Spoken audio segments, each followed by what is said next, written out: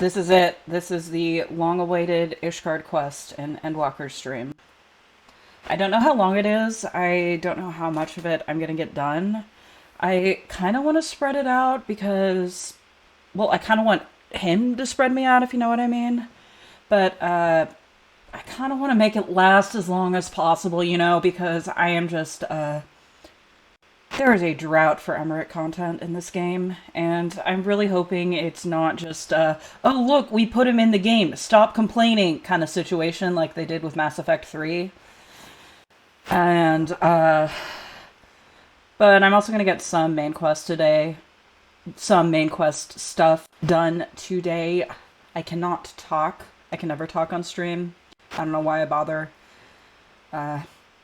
But another exciting announcement. I finally found a subreddit that validated my opinions. Never go to the main FF14 subreddit. There's a 14 discussion subreddit. And I just randomly found a thread that was like, what popular character do you not like? And so many of the comments were just a lot of my opinions that I couldn't put in words, but was finally able to. I was finally able to because, they just put it all in words.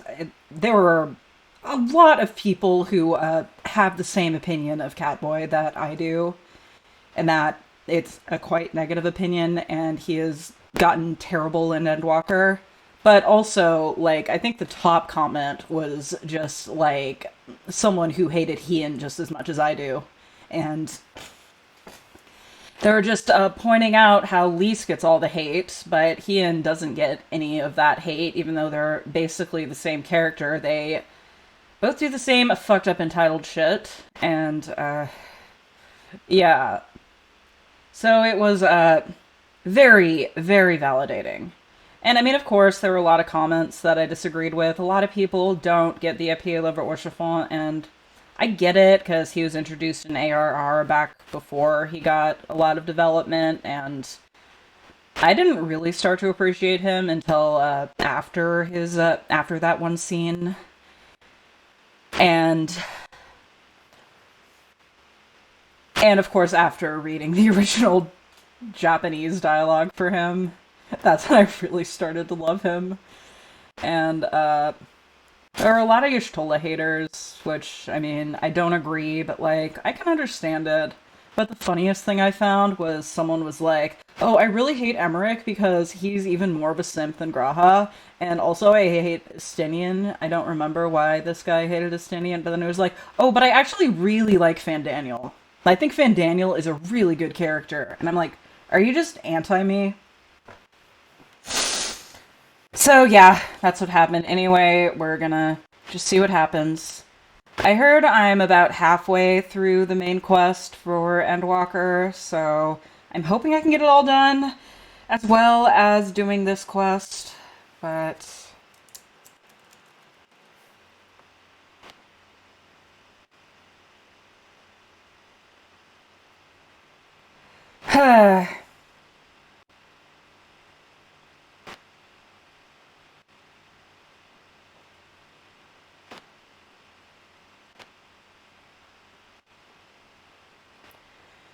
one of the biggest things I've realized since streaming on Twitch is becoming affiliate means literally nothing.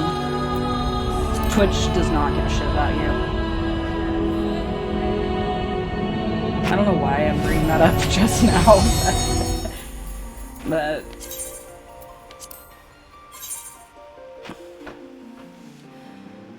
yeah. Anyway, check my Twitter for funny memes I have made about this quest that we are about to do, and others.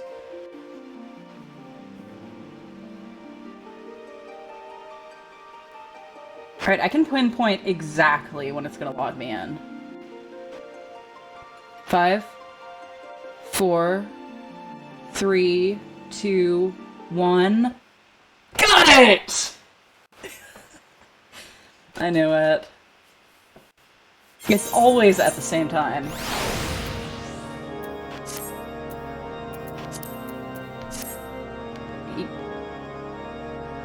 Looks like I saved the game while I was partially inside of Emmerich. You know,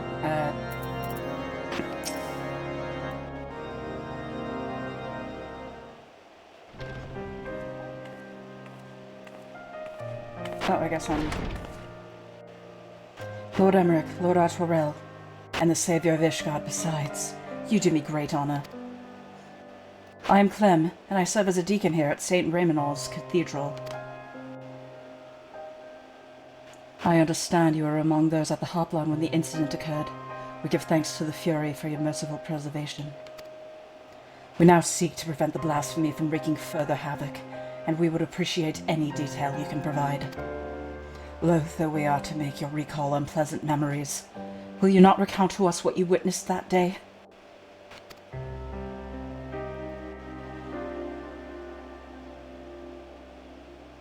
Very well. We are presently relocating the Vault's libraries to the Cathedral, in case you are unaware. We had finished delivering a batch of tomes, and were on our way to bring over another. As we approached the Hoplon, we noticed a young man walking unsteadily. No sooner had he come to an abrupt halt than he transformed into a draconic beast. The fiend fixed us with a menacing glare, and it was all we could do to find our wits and flee. But to my compounding horror, my brethren who were with me began turning into monstrosities as well, one after another. Praise the Fury that you, at least, were spared, Deacon Clem. I cannot imagine how frightening the experience must have been.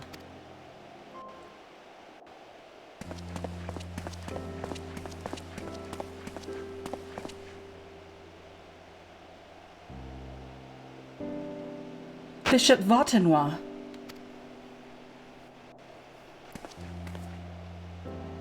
Forgive me if I interrupt. I was informed that our stalwart protectors were present and wished to express my gratitude. Did I say peasant instead of present? I don't know. From the bottom of my heart, I thank you for your service. I pray that we shall soon be free of this scourge. Indeed, if there is aught we might do to aid your efforts, you need but say it. You are most kind, Your Grace.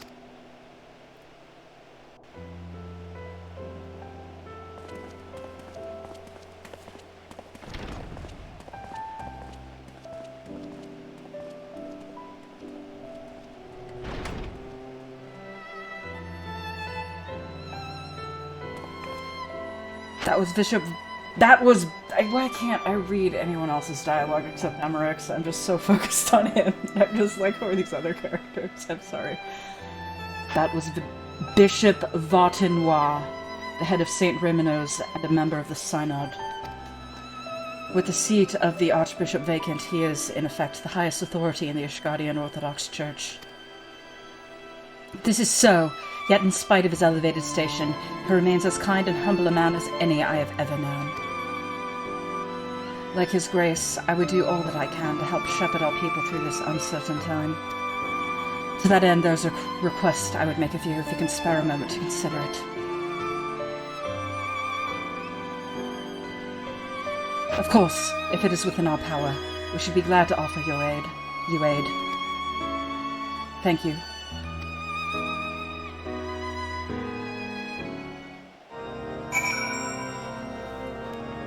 Did I say anything different?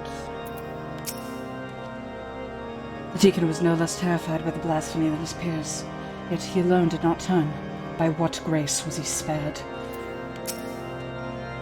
What manner of request could this be? His tone bespeaks urgency.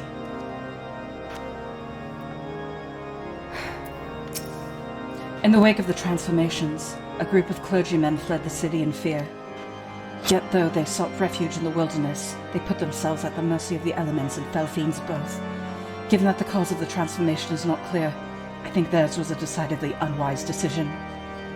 I wish to set out and find them, but I am not trained in the ways of war. As such, I require those who are to accompany me in this search. So that is the way of it. Suffice it to say, we will help. Do you know whither your fellows may have headed? The Western Highlands, I believe. Between Gorgain Mills and Hemlock, there is no shortage of abandoned dwellings in the area. Very well. Time being of the essence, I suppose we split up and scour separate areas. Myself, if you could escort the good deacon to Gorgain Mills, Lord Artois and I will attend to Hemlock. Why are you separating us? Why do you do this to me? I guess he just trusts me. The game just only wants to stick me with people that I am not attracted to. Alright, back to Falcon's Nest.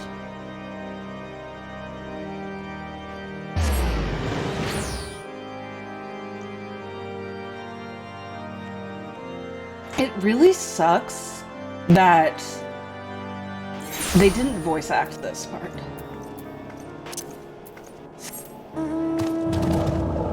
Like, they're probably like... The last time Emmerich has been voiced in the main story that wasn't a post-patch was in Heaven's Word. And, I have no idea why this is. But, like, he deserves more. He deserves more.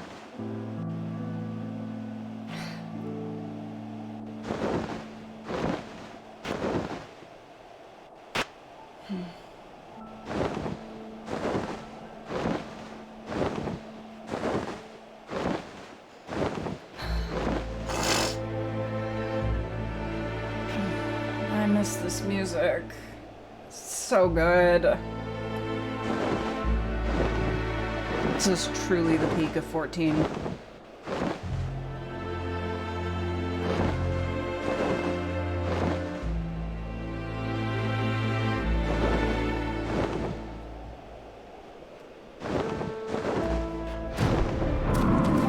There you are. Are you alright?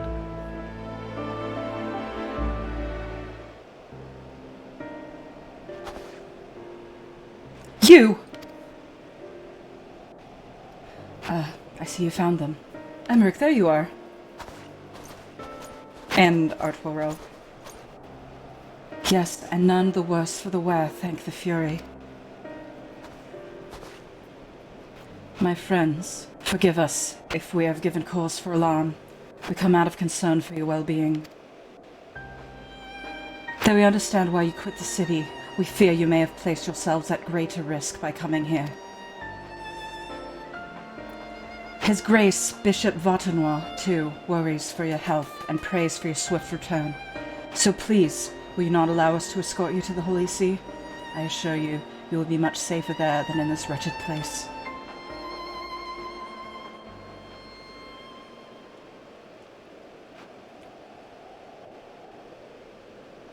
Servants of the Fury will never be safe in the city, don't you see?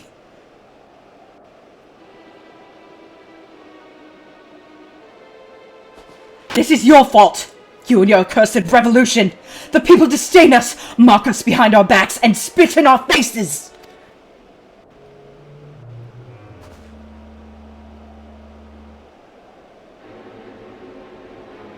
And now, someone is conspiring to transform us into monstrosities, enemies of the church, I'll wager, emboldened by your deeds. So no, I will not go back to Ishgard. I'd sooner freeze to death than suffer your pity. No. What? Stay calm, everyone. All I have ever done was in service to her. I am a good man. She cannot forsake me. Everyone, stay calm. Ah! Alone preserve.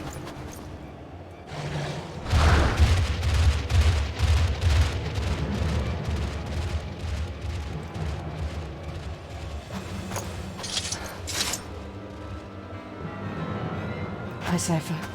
We cannot allow him to harm any others. Give chase and do what you must. We remain here and keep the others calm. Please be safe.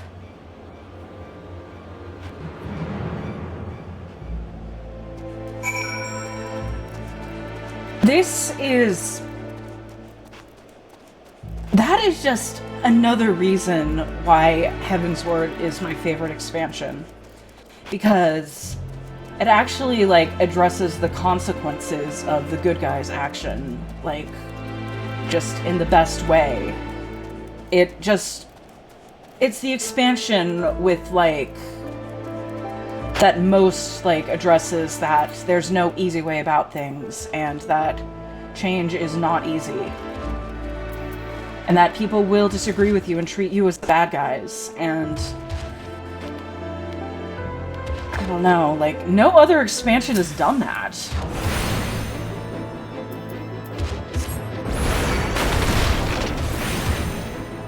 I won't let you hurt anyone else.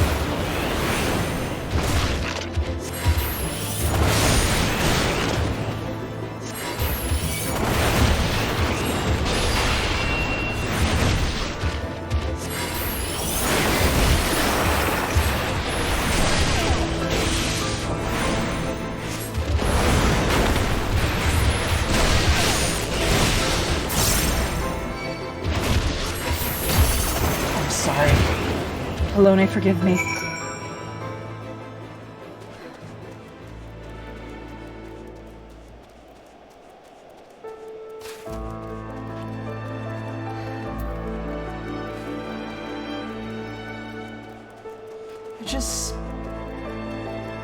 My emotional investment in the story is just... It has not been like this since Heaven's Word. Like, just being with all these characters again, it's just...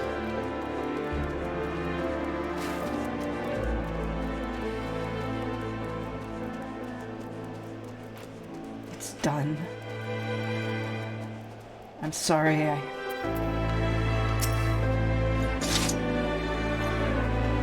It is done, Cypher. Yes. My thanks. What happened is most regrettable, but we must be grateful that no one else came to harm. While you were gone, the Deacon was able to convince the others to return to the city. Let us escort them back at once and then reconvene at the congregation to consider our next course of action. For our purposes, we have the use of the strategy room. Announce yourself to the guard without and he will show you in.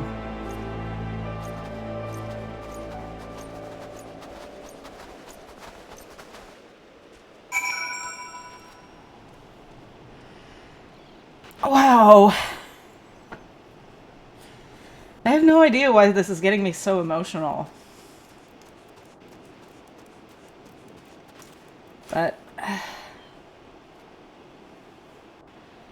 But I have a fear that this quest is gonna be way too short, so I'm gonna actually break it up a little. I'm gonna see what's going on at the Crystarium right now, and then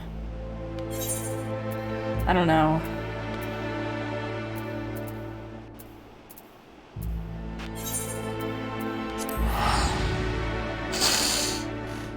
I don't know what's happening timeline-wise with this. I don't know.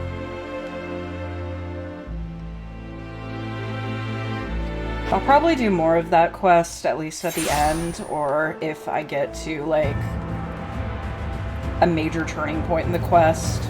I don't know. I don't know.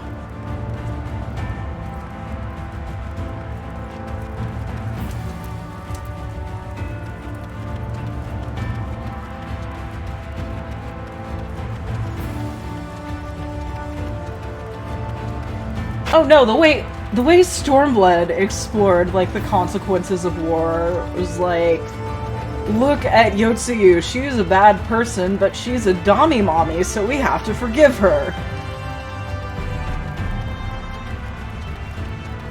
I was also reading something about how, if instead of Yotsuyu, Fordola was like the Dami mommy, but their characters were exactly the same, then Fordola would be like the far more popular character.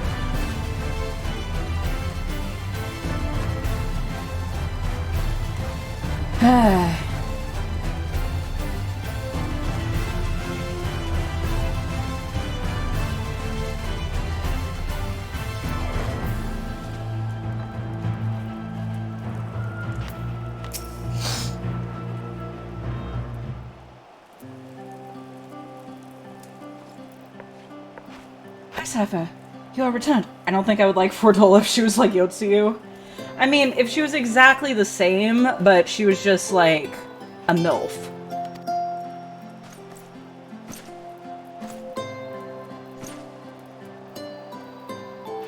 Have you been well? You and the others? We've no shortage of troubles, but well enough. We can all argue that the villains of Stormblood were better than the protagonists. Mainly just Fordola. Because there was Xenos, there was Yotsuyu, and,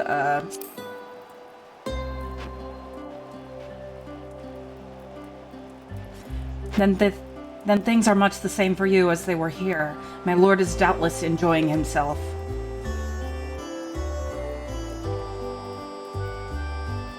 Xenos and Asahi don't count. They are not characters. He said this to you? These exact words? Oh, to know that he is happy. It fills my heart with joy. Thank you, Icipher, for taking care of him. The real villains, Fordola and Yotsuyu. Yeah, like... Imagine if Fordola was, like, actually still a character. Like, she just kind of became, like, Ehrenwald's girlfriend or whatever, and then just kind of left. When next you see him, please tell him not to overexert himself, futile a request though it is. You know, I really think you should go talk to him again, because he's lost all of his personality ever since going to the source. And tell him that all is well here. The peace you gifted us continues, and we work hard to build new lives for ourselves. In the course of this, we occasionally bicker, but we've never been more optimistic for the morrow. If I had to mention one dilemma, it would be the question of our governance. Even as we speak, debate rages on over how we should run the city in the Exarch's absence. I really wish you could just bring the Exarch back here. Most are of mind that the Settlement Council should continue to oversee the general running of the Crystarium, while representatives are elected to determine policy and handle diplomacy. Thus far, nothing is set in stone, but however we choose to proceed, we will not replace our lord. No one could. He is so important. He is the best. You should make out with him.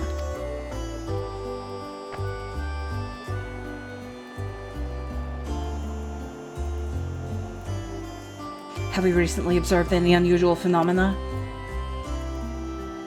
No, I cannot say there have been. Curious you should ask me this question, though. Some days ago, Reen came and asked the very same. She was rather unsettled. In stark contrast to how cheerful she has been of late. Well, that's good. I should tell Thancred.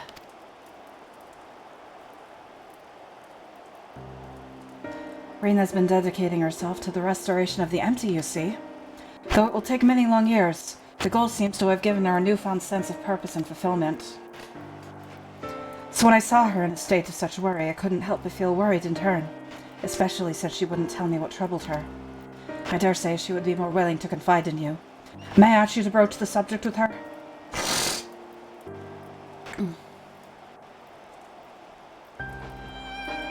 You wish to enter the umbilicus? Very well. I shall fetch the key at once, and take the opportunity to find Reen. Please wait for me in the city, in front of the Cabinet of Curiosities, shall we say. I will be along as soon as I can. Thank you, my favorite lesbian of the first. If you don't count Reen. And, Gaia, is that the name of the Reen's girlfriend? I'll do that raid series someday.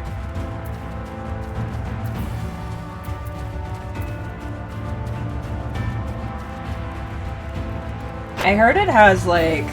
I heard it's the FF8 raid. So... I'll do it after I do the main quest. Like... I'll have time over the holiday break.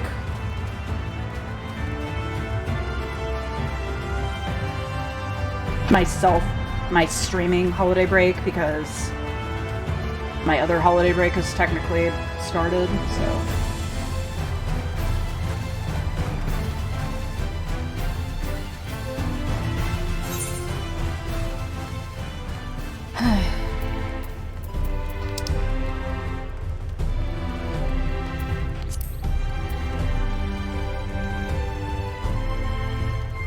I really hope my time here spent in the first is less than 70% just being, oh, the Exarch was so great, we miss him!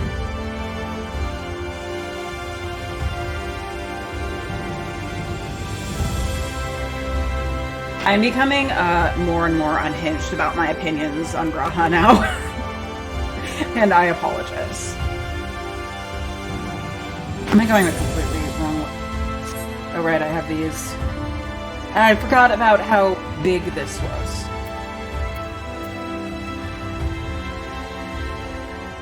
Oh, should I run the twinning again? I thought the twinning was gonna be like a... The man is obsessed with the dead version of me. I'm a different, alive version of me, though. But anyway, I thought the twinning was gonna be like the last dungeon in this game. I thought it was gonna be like major, but it's just like, it's a fucking optional dungeon.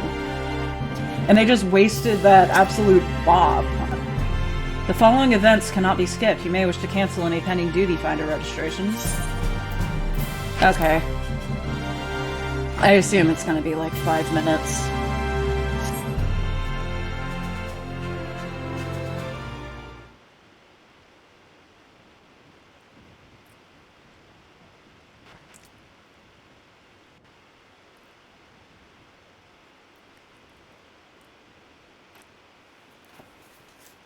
I realized what I might do is actually do like either the tank or the melee class DPS. I mean, why did I say DPS? Job quests for this, just to gauge how long in general they are, so I can pace it out in the best way. So, because, like, my worry is that it's just going to be over with like that. So.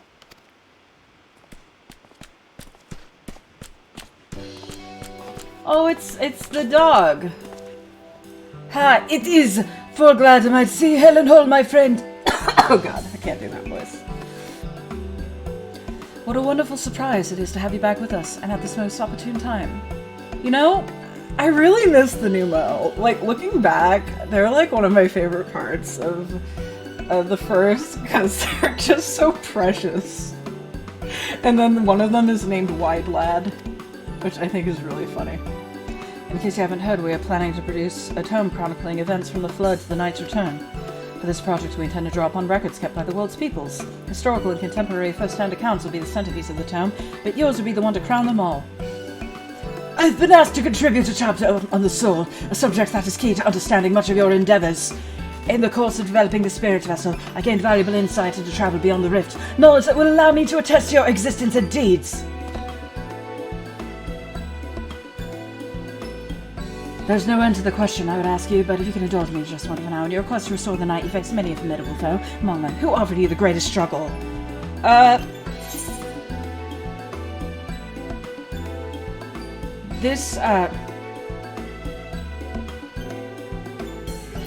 say Hades, because that was just the coolest fight. Yes, Hades. He who sought to resurrect his ancient brethren. He was the final obstacle in your quest to restore the knight. Your battle in the depths of the Tempest and the stuff of epics. Yet compelling as it is, I worry that mere words wouldn't do justice to that fateful confrontation.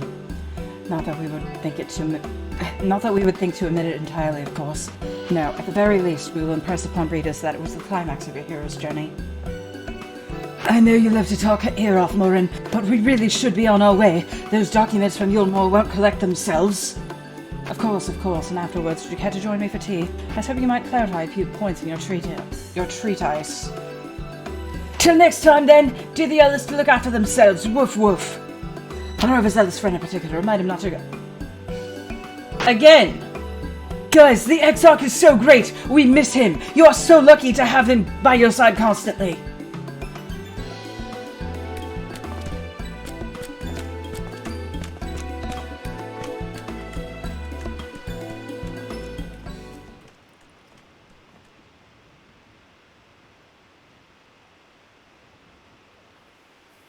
Oh, is this just gonna be the gauntlet of, like, all the characters? Is that the Warrior of Darkness?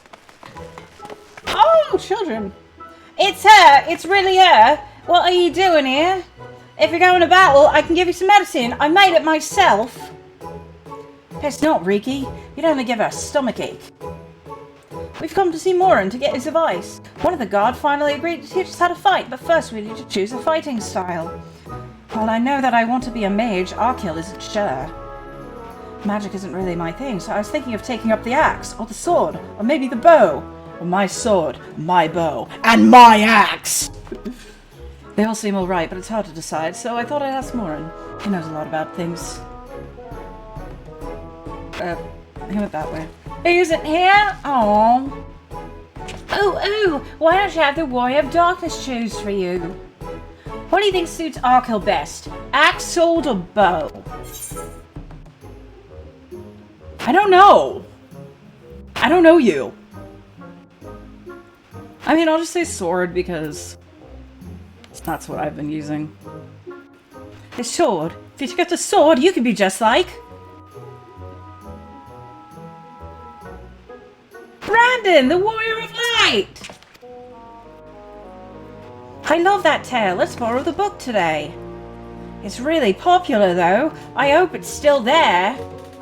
Thanks for helping me decide, Warrior of Darkness. I'll start with that style and maybe try something else later on. And when I get really strong, I hope to have a bout with you. Bye!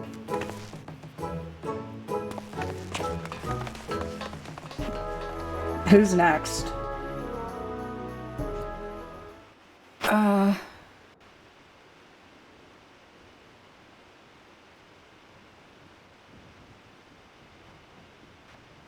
Such fun she's been having basking in the adoration of musty old bookworms and wide-eyed younglings, but does she spare a thought? Oh, that's probably, I can guess who that is, so I'm going to, such fun she's been having- I can't do her voice. I'm guessing it's, Feol.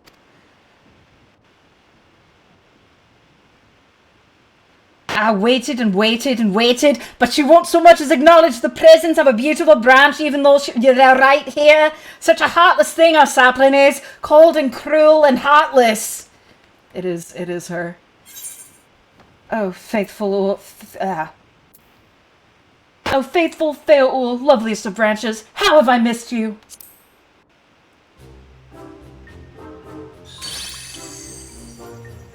If you truly missed me, you should have cried for help for me at the top of your lungs the instant you arrived. I arrived here 5 minutes ago. To make up for it, you will call me with twice the passion next time. Though for there to be a next time, you've some few struggles to overcome. So, my adorable sapling, the world is on the verge of destruction, is it? How do I know this? Jointed as we are, spying on you is as simple as sliding down the back of a rainbow. Would that I could aid you in your quest, but the fate of we fae folk is bound to that of the star. Whither it goes, so do we follow, such is our way. The most I could do for you to spare you the pain by gifting you the sweetest of eternal dreams. That if escapes not to your liking, then you must struggle with your fellow mortals. Ah, but here are the ones you were waiting for. I wonder, what manner of conclusion awaits at tale's end? I think I'm like southern all of a sudden.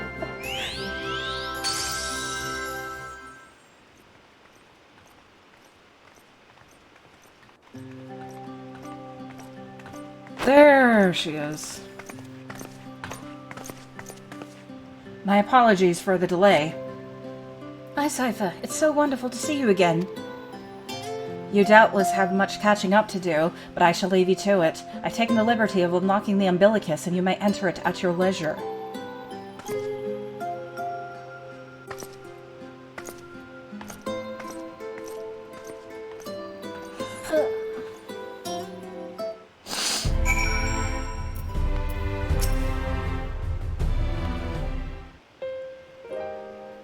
I'm relieved to hear that everyone is well.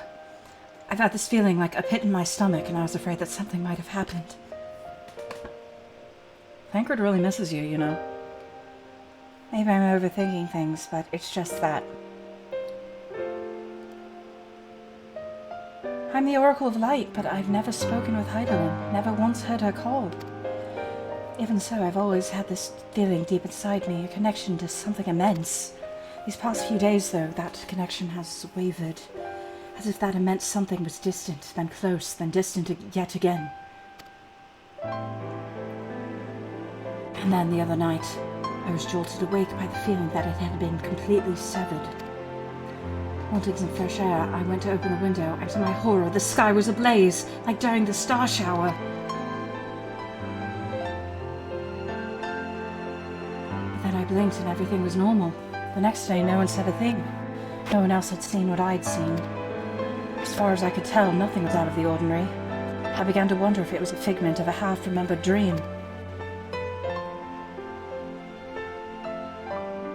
Hi, Cypher. What are you not telling me? I have to know, please. It doesn't matter how terrible it is.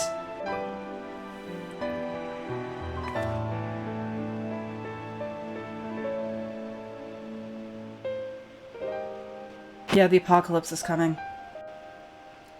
There's no easy way to say this, but that's why I came back here. To find a way to stop it. It wasn't my imagination then. The doom we witnessed in Amarat has come again. I can't believe it.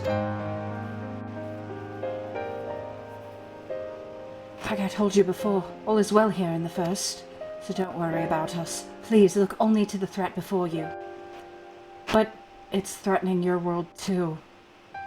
We're fine right now, and even if we weren't, we've learned how to survive. Should the final days reach us here as well, you may be assured we won't go quietly. No, hold on until you can find a way to save all our worlds. So long as you continue to fight, so too will we, united in purpose beneath a blazing sky.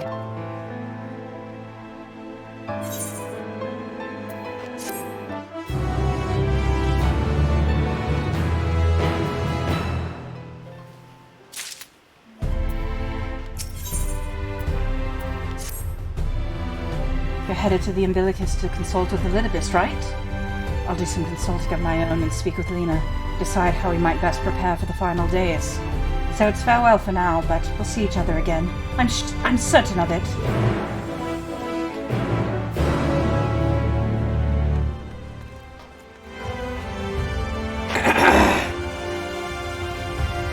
I will do that raid series when I have the time.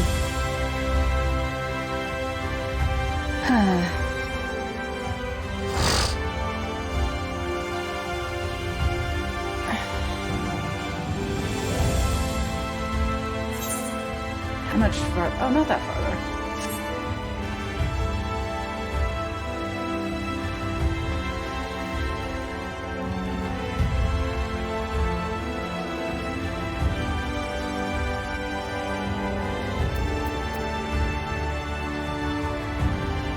I have a random thought. I feel like a lot of people's, when they judge which expansion is their favorite, they mostly look at, like, the epic conclusion and not the, entire story. Because, I don't know, I felt like Shadowbringers had an amazing conclusion, but the pacing was kind of off sometimes. I mean, I could be totally wrong. Some people might like that kind of pacing, but... I mean, it just kind of felt like collect all the Chaos Emeralds, but...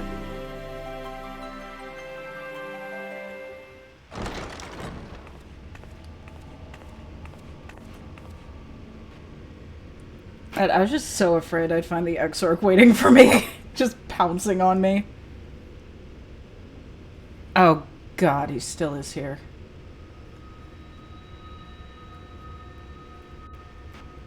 What is this?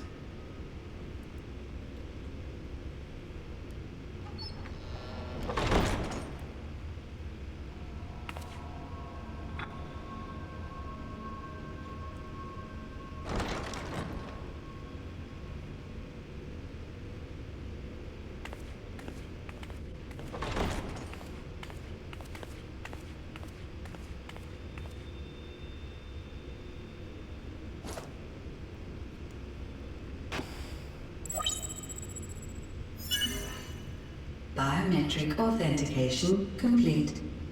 Please state your business. I'd like to speak with Elidibus. Acknowledged. Reinitializing Circus Tower systems. Searching for Elidibus entity.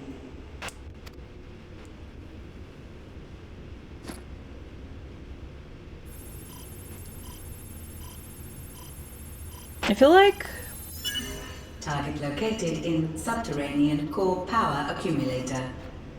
Projecting image. Elidibus is kind of a wasted character. As he kind of spent most of the post patches just like being a clown, you know, but I guess it's just a real circus out there, am I right?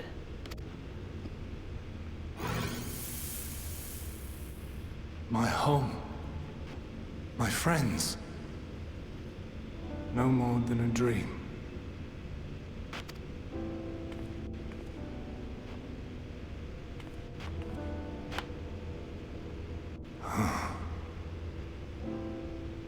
You.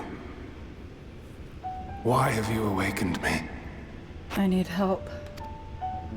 I no longer sense those places beyond, or Lord Zodiac.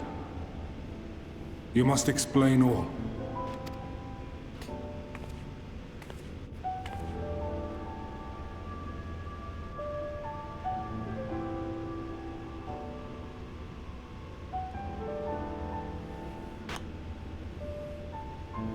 So, he is fallen, and my brethren's souls returned to the star.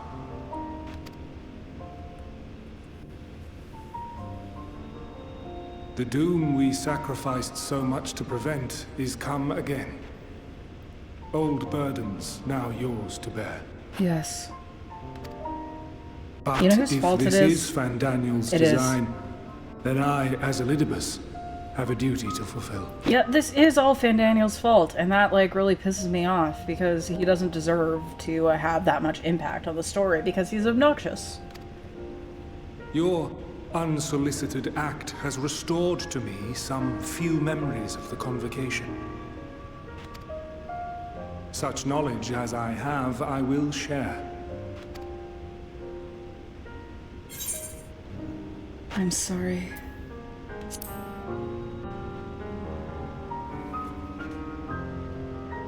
Why apologize for receiving a favor of the defeated?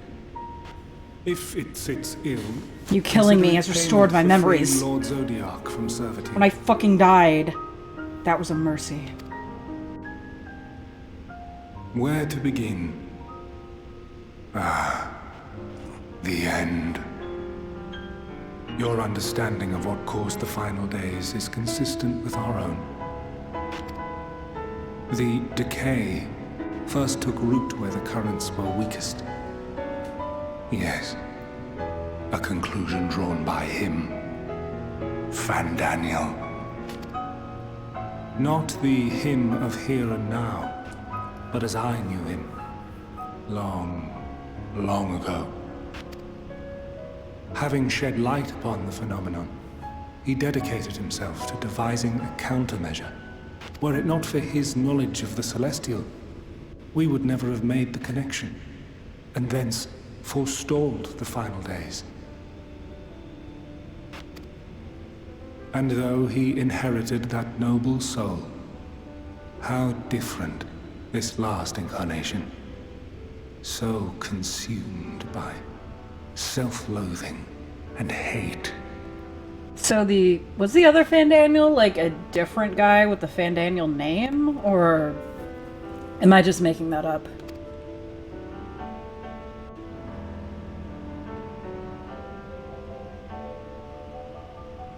Elpis. Yes, the name is familiar to me. Yet I know it not as a flower, but a place. A testing facility for determining which of our creations were fit to be released into the world.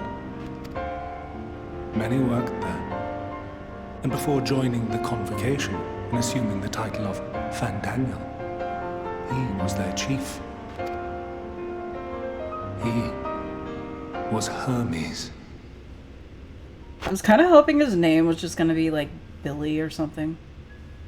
So it's all been the same Fandaniel, just in a different body.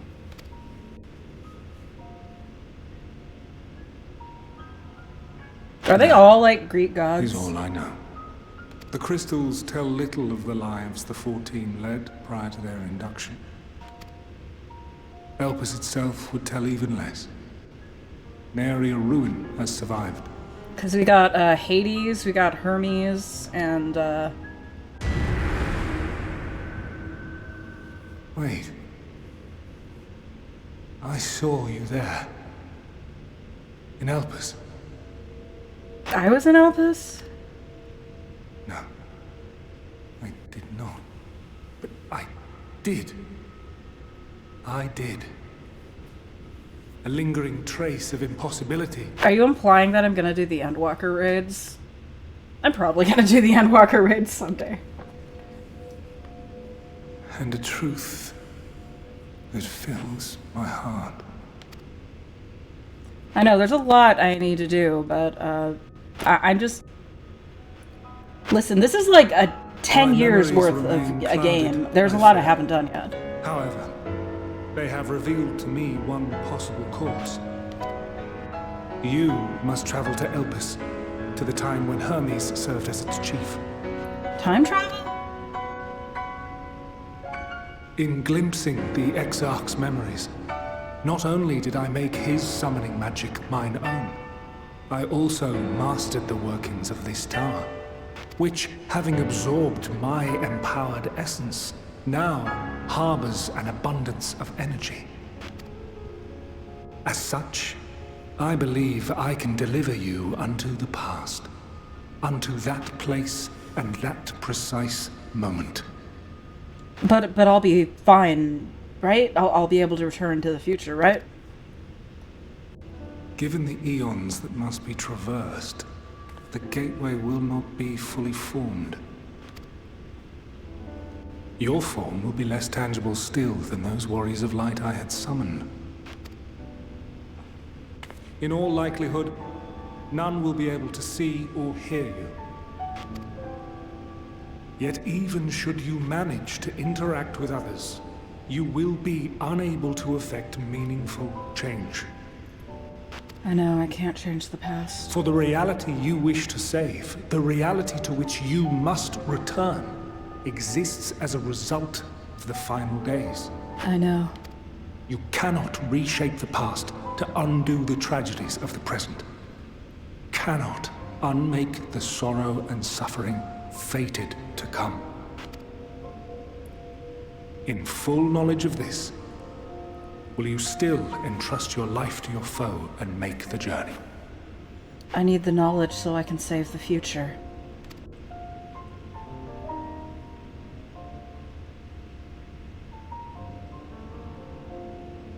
Very well. I shall cast you unto the river of time. Let this be my final act. You must input the commands. I no longer have the authority. First, you must reconfigure the systems, that the tower's ether may be channeled for the magic.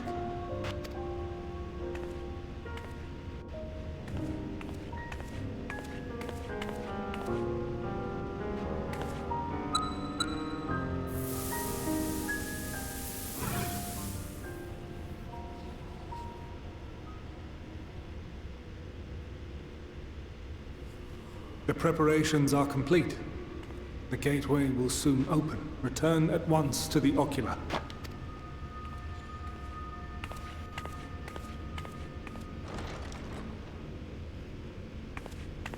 Honestly, it looks like I'm about to get excited about whatever's going to happen in the story Appears next. to be in order. The ether flows unimpeded. The magic should consume every last mote of my essence. Why are you surprised? Did I not say that this will be my final act? Lord Zodiac is no more. There is nothing for me here. It's one of the highlights. The ones I love and That's long to see exciting. again are waiting. In that promised land. Beyond memory and dream. Because my impression is that a lot of this expansion seems a little disjointed. Like, I get that they're just trying to solve several different plot lines, but so far I really liked the Garlemald plot, at least when Fandaniel wasn't there, and that's been the highlight so far. Now go, warrior of light. Go, and do not look back. But I still think Emmerich and the other leaders should have had a major plot in that expansion. And Lucia and Maxima should have... Anything that didn't directly involve Fandaniel's pretty good. Well, Heidelin, I take my leave of you. Yours is the mantle of the last of us. They should have, like, explored Lucia's heritage more, I feel like. May you have Like, if they were gonna make the joy, her the leader of the expedition instead of Emmerich, they really should have done more with her. and the solitude. It falls to you now. You and your champion to save our star. Lucia was an orphan. I mean, I know. I remember her whole story was like she was sent to spy on Ishgard, but then she like became a part of Ishgard instead because she's based.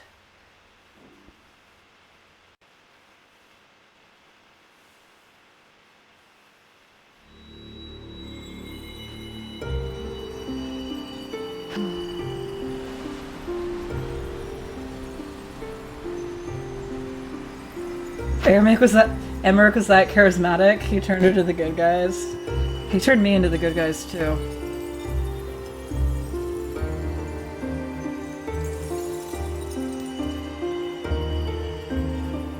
And they just reused this scene from when I was going to the first for the first time.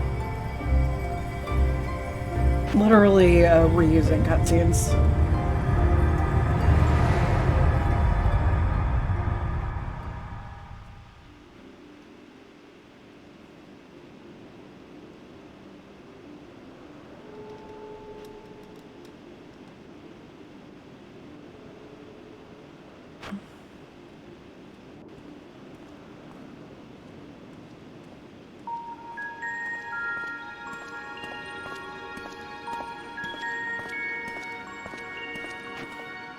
Oh, this is where all the new Tumblr sexy men come from.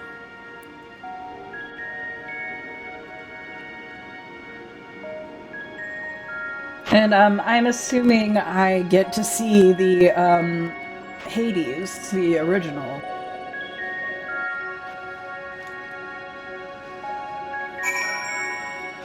Etheric like device. So I can just warp back here from the past. At least almost everyone here is a good character, that's good.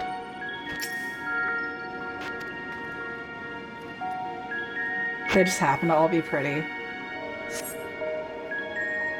I can't.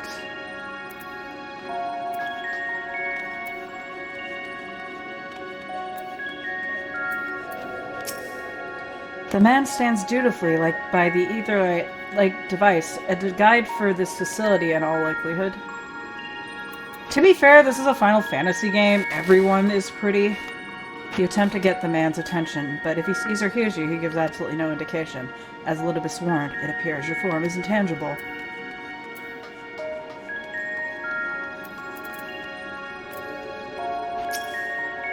This is the right place, yes? Propylaeon? Judging by the woman's words, this facility is called Propylaeon. I have no idea how to pronounce that.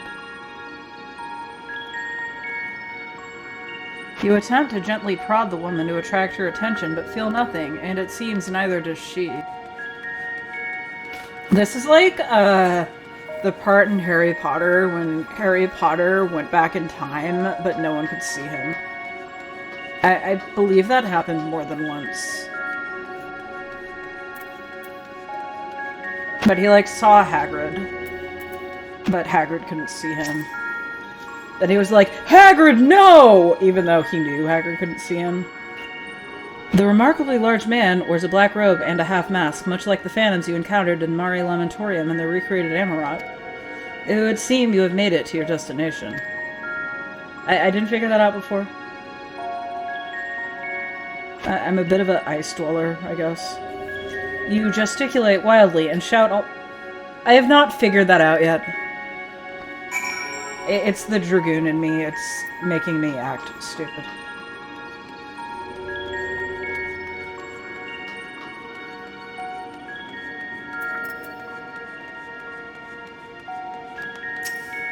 You suspect the door leads outside, but how to open it?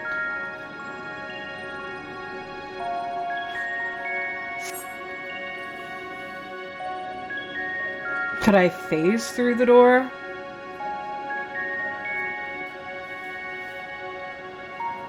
Can I just glitch through the door? And here we are, Elpis. Oh, there he is. Well, well, how rare to receive you in person. To what do we owe the honor? Oh, just a few odd tasks. Wait, We'll be here a while. that's a boy? You're welcome to stay as long as you see fit, of course. As a matter of procedure, however, I must ask that you kindly remove your masks. Okay, I've seen the purple-haired guy in fan art, and I was convinced that he was a woman. He's like a Narancha. Come now. Is this truly necessary? Surely you can tell who we are. Who you are, perhaps, but I am far less infamous. Regardless, if we do not follow protocol, 'tis our hosts who would be held accountable. It's all gay So, men. please, That's how they procreate. Do favor us with your handsome face. So I guess they wouldn't need women if they're immortal. And they don't need to... They don't need to keep making more people. But also you could argue that we don't need men.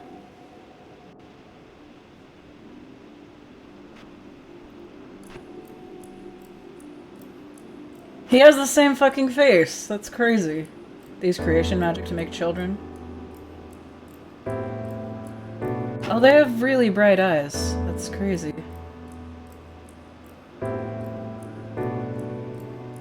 Does he see me? No. Why is there sexual tension? Satisfied? I thank you for your cooperation. You are free to go about your business.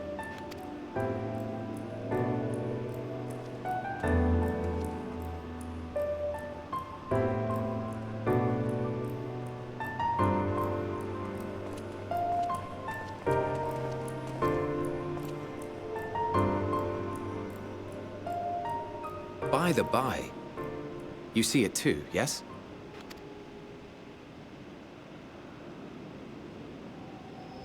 Emmett Silk would probably try to get in my pants if he didn't want me dead and shouted. I haven't the foggiest what you're talking Yeah, about. he canonically fucks. I mean, he did say, well, he's like, I sired children! I think he, like, regrettably fucks. That's odd.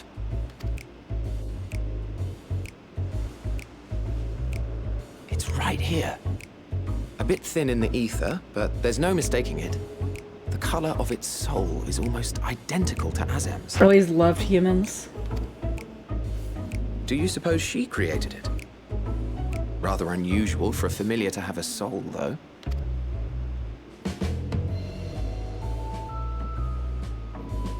Don't ask me. All I know is that it's trouble. Doubly so if it's her spitting image. So let's leave it be. Come now.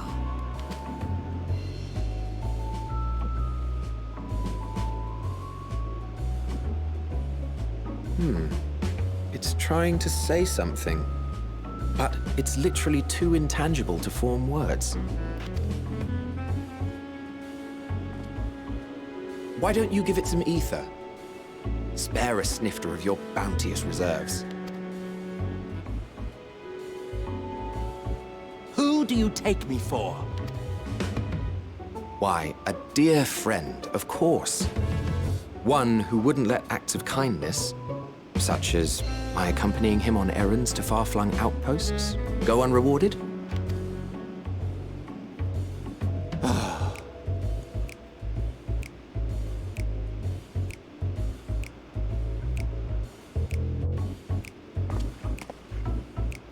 I suggest you close your eyes, or this may be unpleasant.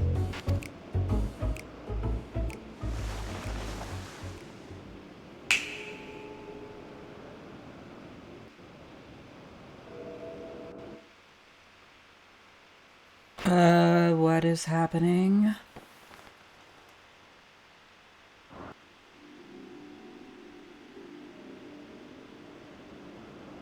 You may open your eyes. Okay. I just do whatever you say now, I guess. What did you do to me? Oh no, there's gonna be a time paradox.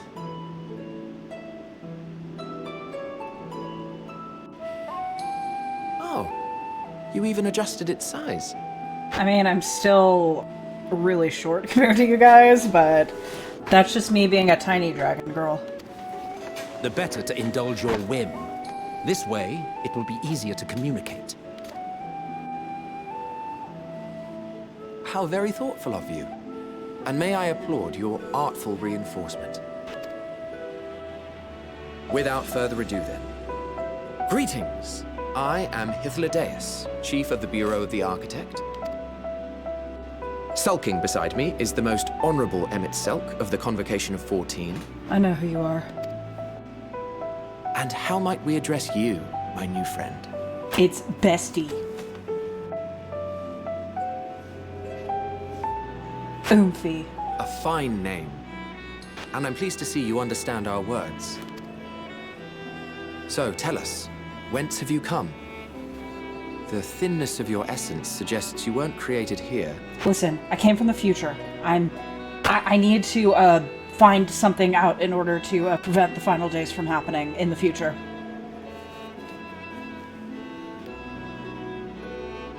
You do not know? Or cannot say? Allow me to ask a different question then. What brings you here? I want to learn about Elpis.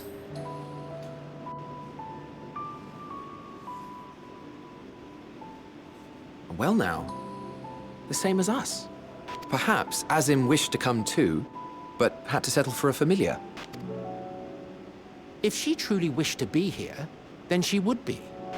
There are girls in, or is Right, Azim you are. just whatever gender the player is? My apologies if we've given offense. The two of us can discern the color of souls, you see, and yours happens to resemble that of a friend. Listen, I'm her reincarnation from many, many years in the future. And with your purpose matching our own besides, we jumped to a hasty conclusion. We are here to speak with Hermes, the chief overseer of this facility, which we also intend to tour in order to gain greater insight into the man's work. We, I say, though this is Emmett Selk's charge. I am here only to serve as his guide. And I should be happy to serve as yours as well, by way of an apology for the misunderstanding. Wait, are you suggesting that we bring it along on official business? This thing we know next to nothing about? I see he has just the same amount of respect as for me as he does in the future. If you harbor suspicions, better to keep it close than leave it to its own devices. Wouldn't you agree?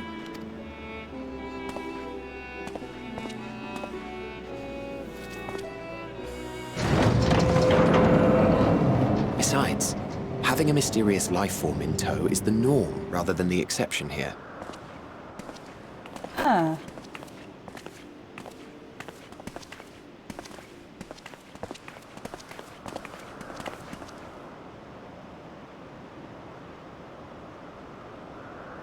Welcome, my friends, to the testing ground of creation at Heaven's Edge, Elpis.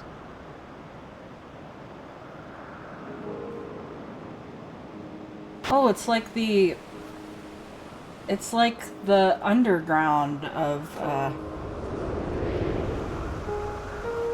Charlian. Oh, it's the moon doggo. The His heckin' moon presence. pupper.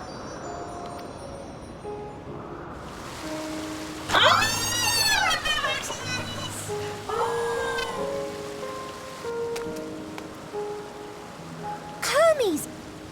Visitors! We have visitors!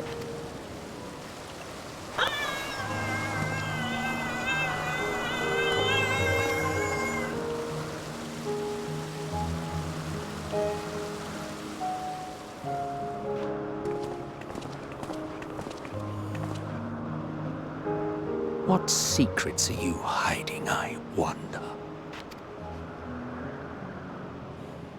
A lot, I'm sorry.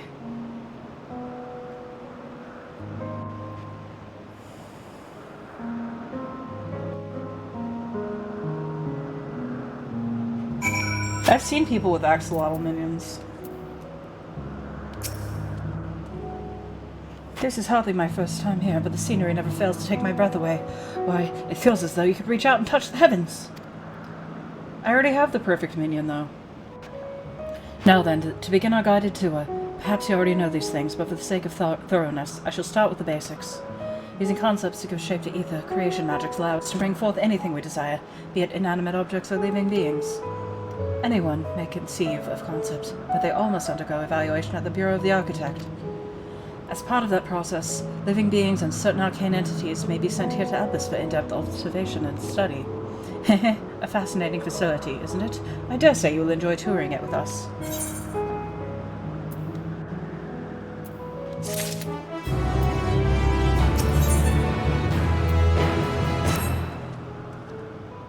I wish I could have multiple minions, though.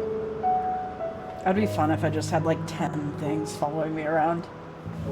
Now then, our friend Hermes, aside from overseeing the facility, he also conducts his own research. Chances are he will be at the main observation hub, so let us seek him out there first.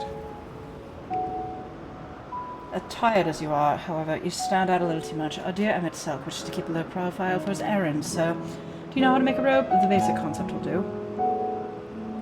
No? In that case, Emmett Selk. No? Your whim, your responsibility. You're getting not another thimble of ether out of me. The way he scripts up time, you'd think he wasn't an eye-bottomless font of magic. Very well, I shall make the robe, but perhaps you can assist. Come, let us search for the requisite material. I know how to craft, you know.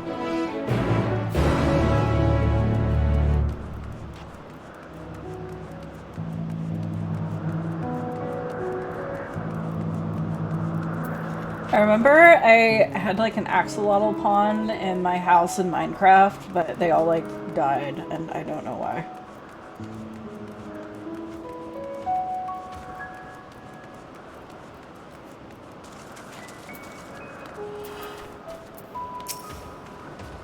Yes, these creatures should suffice.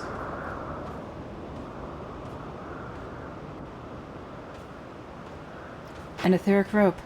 I want you to use it to capture, shall we say, 2 petalodi. There are 3 species here. I believe any 2 different kinds should serve.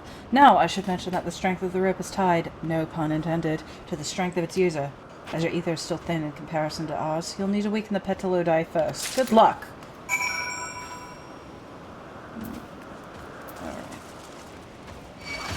Ah, fuck.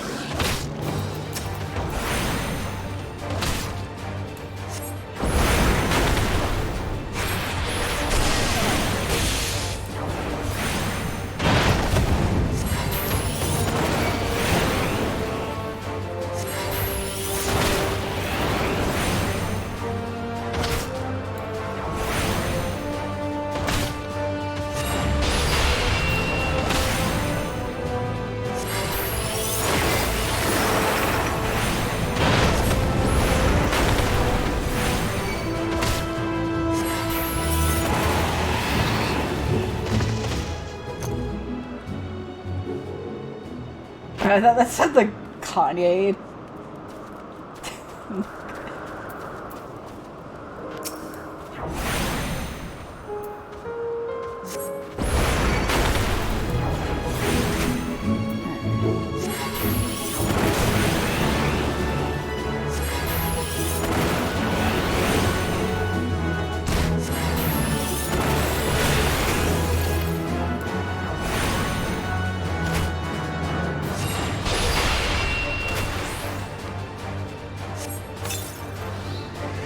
Alright, I got the Kanye. Now I gotta get the IM thing.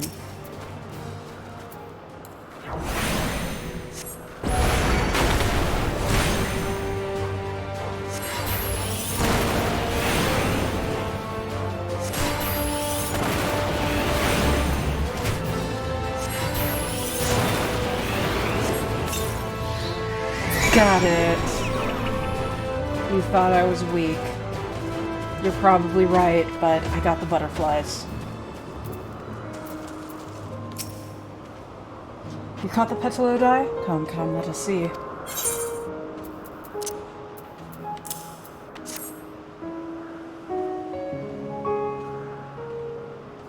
Yes, these fine fellows would do nicely. Now for a spot of reversion.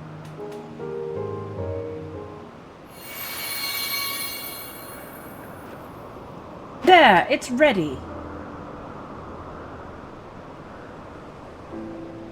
It's nothing fancy, but then we're trying not to stand out. Try it on for size. You trying to want someone to be angry with us for just killing those creatures and making them into clothes? Oh wait, people do that all the time. That's where leather comes from. Oh, it's fine. There's no one around to tell us off. And besides, we can always make more petalo dye. They need only a tiny amount of ether. It may take some effort to get the form and composition right, but anyone familiar with the concept should be able to manage. Well and good disguised and educated, but it won't fool anyone who can see what the damn. Fair point, but at the very least it should spare you unwanted attention from casual observers.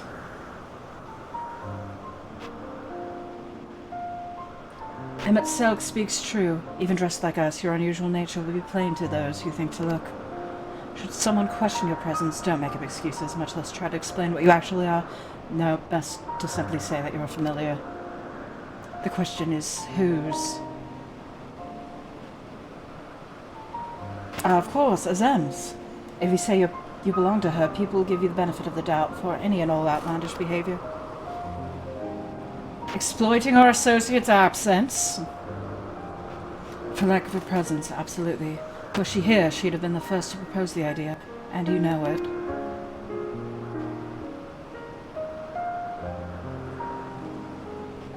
With that, your story is settled.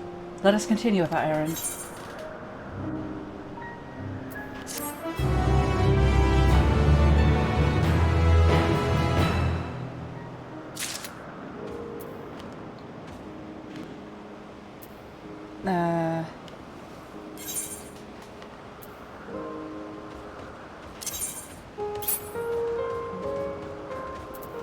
I believe I have to,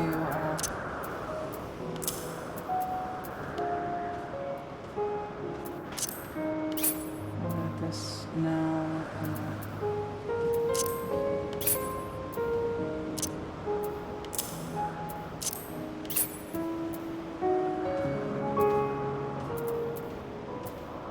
did I get, I did. This is a cool glimmer. Wait, what I was gonna do is... What does it look like if I...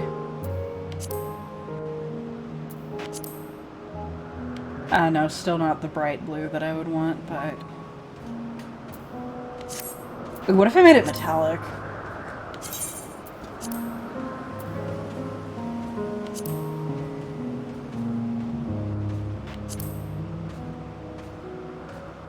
That looks cool.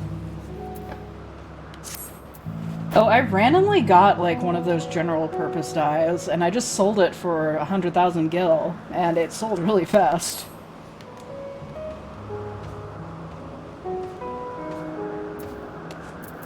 Do I fit?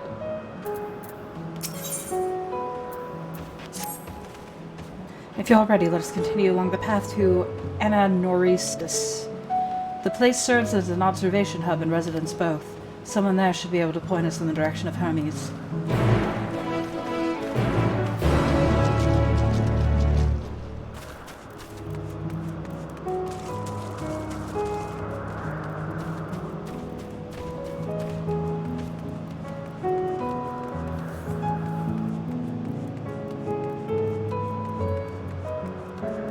Yeah, this is a cool glamour.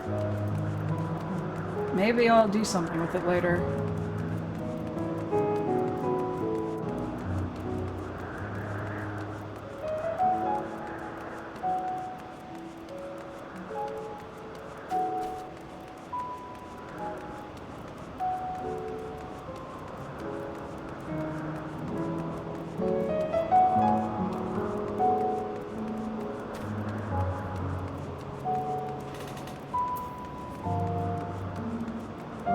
Wait, it's 4 a.m. and the sun is out, but also the stars.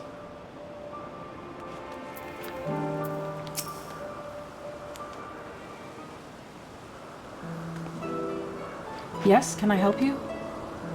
We wish to speak with Chef Hermes. You know where we might find him?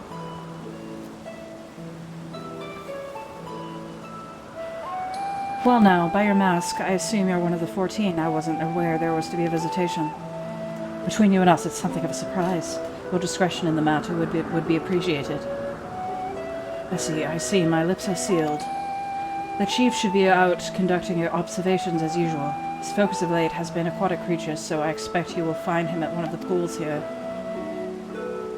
The pools, you say? Many thanks and apologies for disrupting your work. I say, Hiclodeus. Well, I've never met Hermes. You do know him well, do you not? That being the case, couldn't you simply find him by his ether? Aye, that I could. As you know, Emmett Selk and I can discern the color of souls. By the same token, we can also see ether quite keenly and from great distances. With this skill, I could readily locate Hermes, but I feel like it would be a waste of an opportunity. We're here to perform an assessment, after all. By searching the ordinary way, we stand to gain insight into Elpis and the man in charge of it. Oh, the sky is turning. This is much for your own enjoyment, like as not, but point taken. If you're going to accompany us, make yourself useful and help us look for Hermes. According to his profile, he has short, dark hair. So, you know, it's because we're in Elpis that we don't have our cowls up. A special exemption due to the need to be aware of dangerous creatures. Elsewhere, we do not exhibit our individuality. It's unseemly. This is all common sense, but I would not assume you possess any. So this is like the equivalent of everyone just walking out with their cocks out? It's a rare treat indeed for me to be able to search for someone by their cock, and I thank you for humoring me. Come, let's find our man.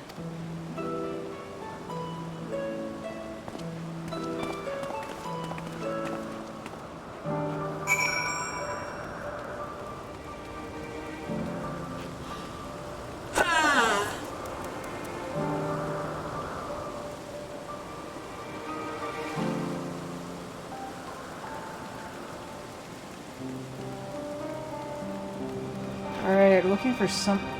How'd you get a unicorn? Unicorns just exist here. Oh, is that a baby unicorn? Where'd you go? Oh. There the... Oh. Nay! Whoa, holy shit, what the fuck is that? I don't know, I want to see what that is. I know it's like, I'm being distracted, but... Oh, is that like a black unicorn? It's like a fish unicorn. And, its temperament appears to be somewhat more stable, I'm sure. It's like some sort of water nymph. Oh.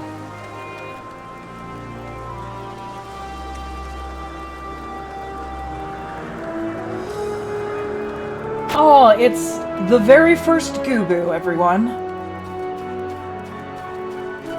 It appears to have moss growing on its head. Guys,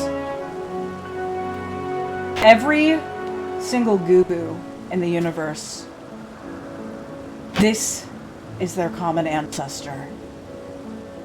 Gubus Alpha.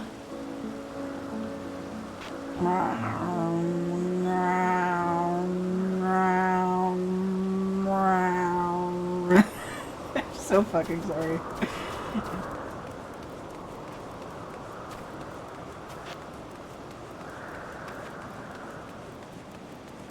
No, this is the same unicorn I saw before.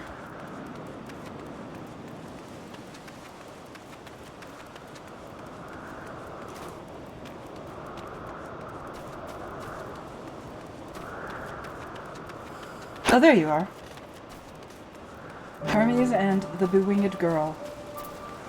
Mike, there are totally females in this world. You are gaslighting me again. This is the moon all over again.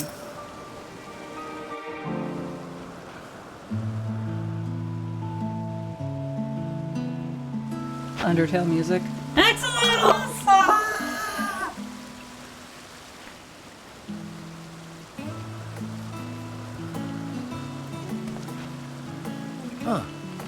You are...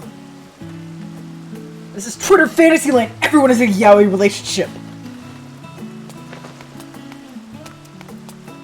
Oh. What's Different. this? You're different too. That's an anime girl. You and me. We're alike. Friends. I want to be...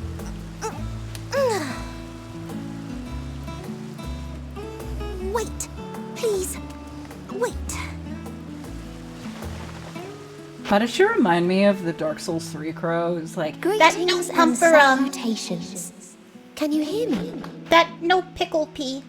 Do not be alarmed. I mean you no harm. I wish only to hear your words, share your feelings, and know your thoughts. well, the thoughts are all in Limsa. May we please be friends? You know what? Fine. Let's be friends. May we please be friends?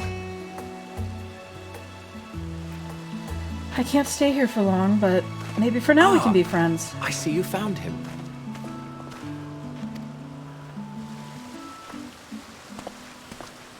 It's Ladeus. It's been a while. Too long, I think. Wait, that's his same voice actor, but he doesn't sound like I want to punch him in the face. Too long indeed for close collaborators. On this blessed occasion, I bring not only myself, but others who long to speak with you.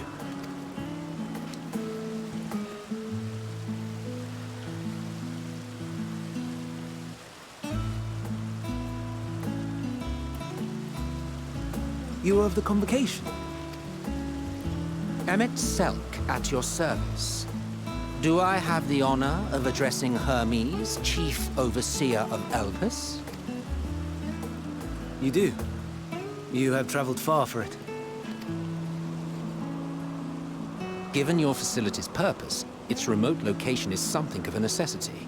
Would that I didn't have to rely upon a guide. And he used to have like that. He has that stupid bowl cut, haircut, and it just makes him look like even more of a bitch. Oh, you wound me. Have I not ever been an attentive and helpful friend? But moving along to more agreeable company, this one we chance to...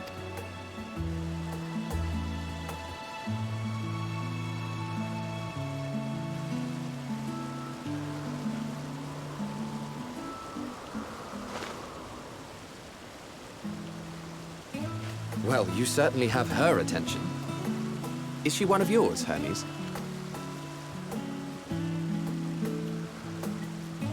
Her name is Meteon. It means shooting star. It's a creature. If I may make an observation, her ether is terribly thin. I fear she might dissipate at any moment. Nor do I believe you've made a submission to the Bureau. I would remember such a concept if you had. I haven't, as you say. I judged it too early. She's a pet project of mine, still undergoing preliminary testing. So, is he just gonna go to the Bureau and be like, guys, lolies with wings on their heads? But rest assured that I will attend in person ere long. Very well. Being an authority on flying life forms, I appreciate that you are exacting in your work. I shall look forward to your submission. If we have finished with the perfunctory chit-chat, I would discuss official matters. By my coming, I trust you already anticipate the subject. I have an inkling, yes. Please wait to the main building yonder. I shall join you as soon as I've returned these creatures to their homes. What's wrong, Hermes? An amystoma is missing.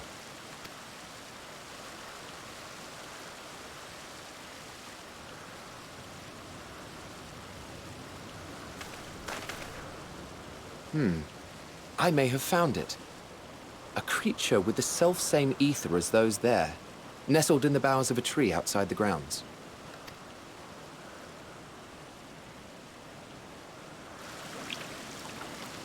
You're saying they can climb with their sorry excuses for limbs?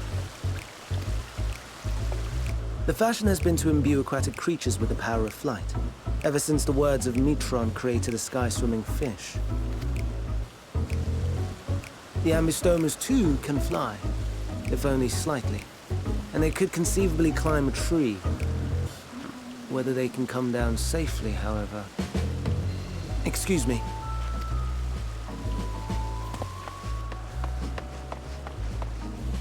I'll help too.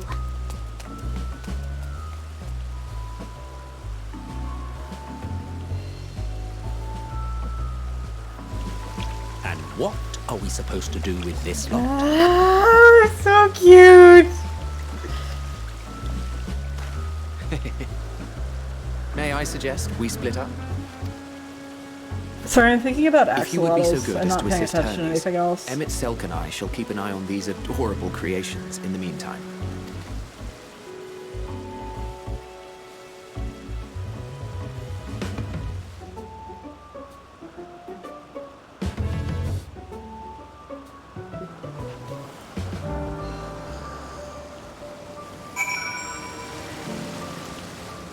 Oh, I love them. They're so cute.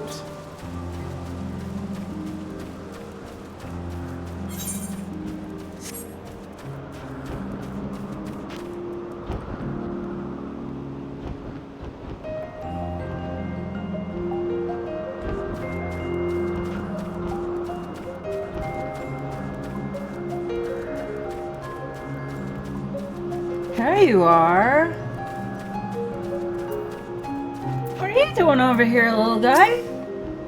It seems Hermes and Medion have found their quarry, a creature known in this age as an ambystoma. Yet though it has been safely extricated from the tree, Hermes appears to have found himself in quite the predicament. The ambystoma had me so high up in the tree, he climbed up to get it, but it jumped on him and he slipped. Do you need a hand? No, I'm fine. I'm a little embarrassed. Now for your own safety, please stand back.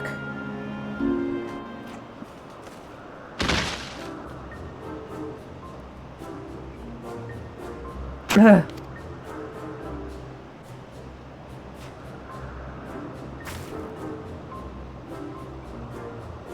Hermes, are you alright?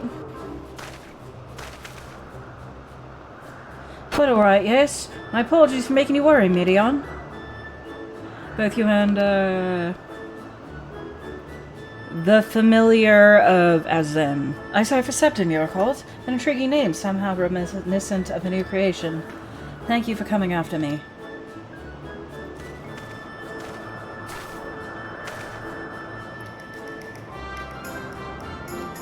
As for you, little one, you must be more careful.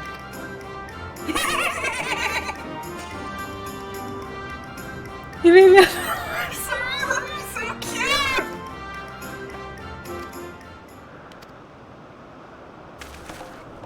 I know, I'd forgotten all about its feathers! What? Truly, what a relief. I must thank Emmett Selk and Hythlodeus when I return to them, but first, with the distractions out of the way.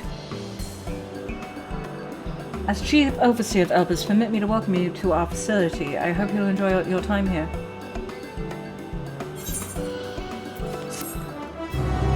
Sorry, they're so cute. I like a giant axolotl plush with like big arms that I can hug. Well, we mustn't keep the others waiting. Let us return to Anagnoresis.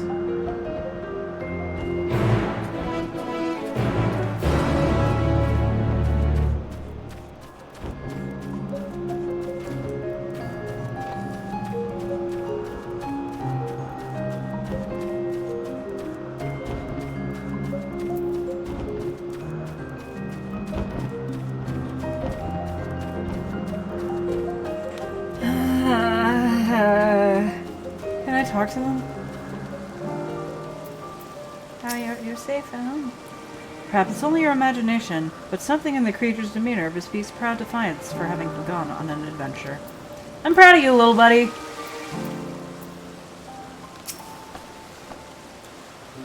My apologies for the trouble. Owing to your kind assistance, all the Ampistomas are safe and well. I would presently send them back to their space if you'd go on ahead to the main building. Upon entering, you'll see a table and chairs, a meeting area. We may speak there. Very well. Take care not to let the creatures slip away again.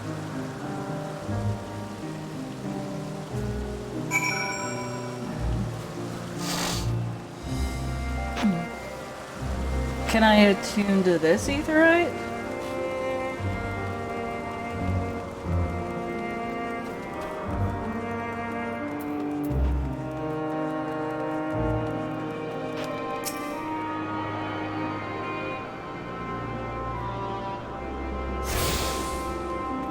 Alright, now I guess I can just go travel to the past in this form whenever the fuck I want.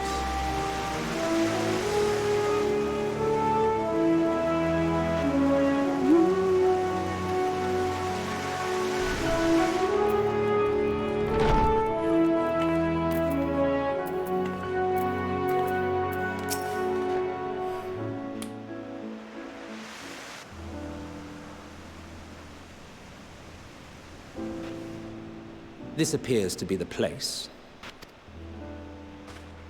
And here is where we part ways. We will be discussing highly sensitive affairs. Only a select few may be privy to such knowledge, and that does not include someone who cannot or will not divulge their origins. What if the future of everything we know is dependent on me knowing this information?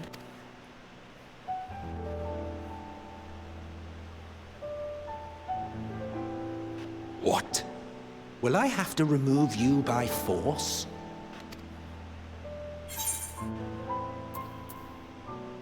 I have important things to say to him as well.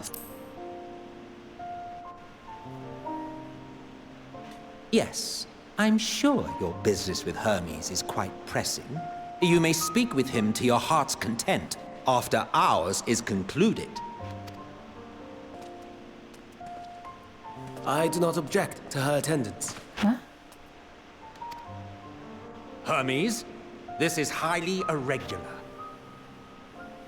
Did my stream just cut out for a second? If it did, I'm sorry about that. Perhaps. But I believe she can be trusted. Meteon would not have taken to her so quickly otherwise. Moreover, the presence of a third party may help me to maintain composure.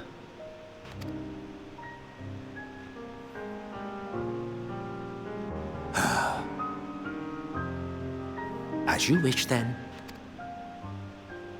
Behave yourself, do you hear?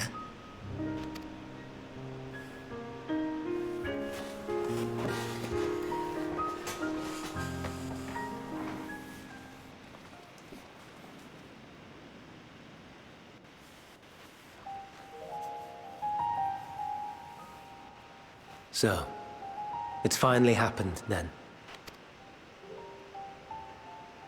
Aye. Van Daniels declared his intention to step down and named you as his preferred successor.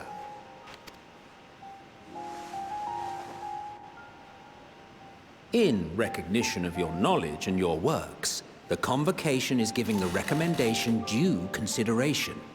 As one who does not know you personally, I am to use my impartial eye to take your measure. And above all else, to ascertain your disposition towards the invitation.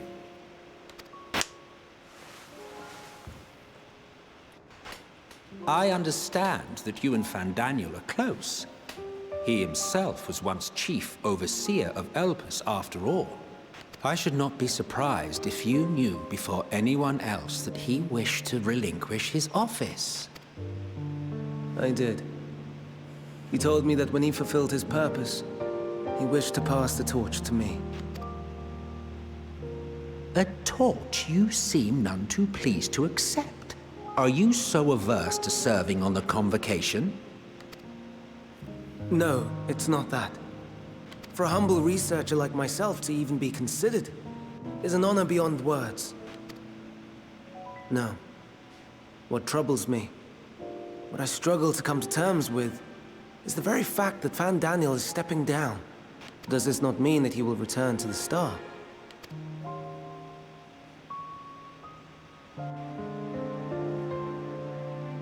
Of his own volition, yes, like so many others have before him.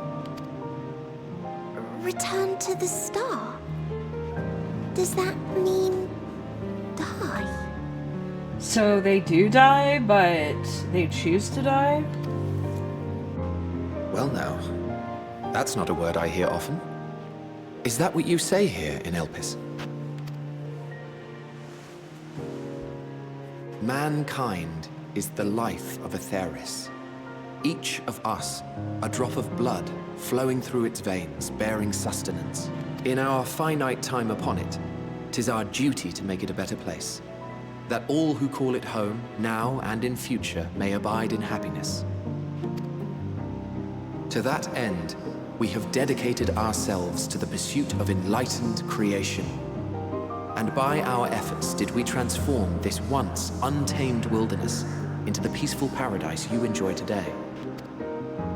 To return to the Star whence we came is a privilege afforded to we who have so loved and nurtured it. A choice embraced by those who have lived their lives to the fullest, in service to our world. And when they depart upon this journey, it is beautiful, always.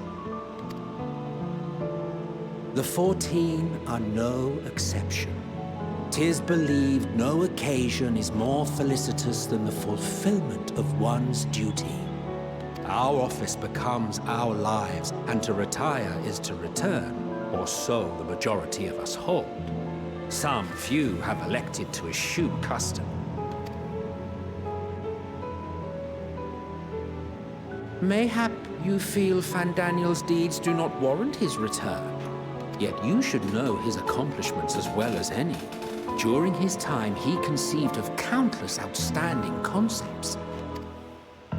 And channeling the wealth of experience he attained here in Elpis, he brought forth many new specimens.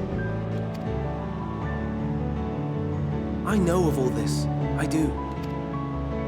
It's just, I cannot fathom why someone so great and wise, who could still do so much good, would want to end it all.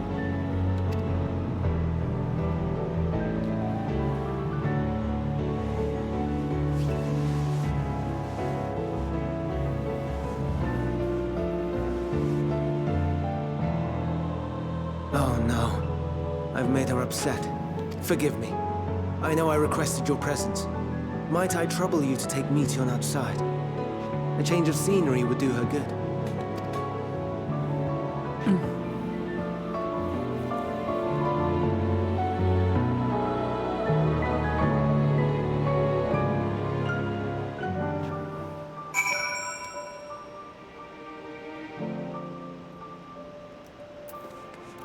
Hey, you alright? I'm sorry, Icipher. I didn't mean a walk. Perhaps we can go for a walk.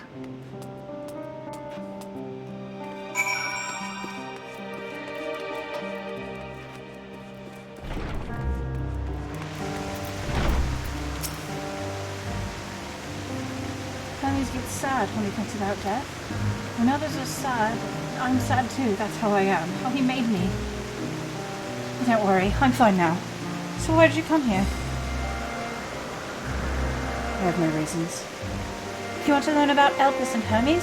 Oh, teach you! I can teach you! We can take turns. I tell you something, then you tell me something. Sounds like fun. It will be! It will be! Where to start? I guess let's talk to Memnon. He should be near the Aetheryte. I'm not going to explaining, but Memnon is, so I'll have him explain instead.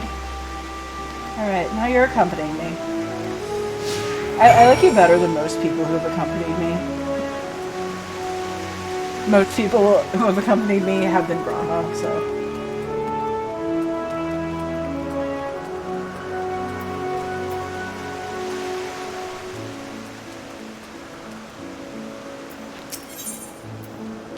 What is this Aetheryte? The Aetheryte! Anyone can use it to teleport anywhere. Well, maybe not anywhere, not to the ground or other isles. For that you need teleporters. Oh, and permission! I don't need permission. And what have we here? Though you look like a person, you have the horns and scales of a beast. I assume you're familiar like Meteon.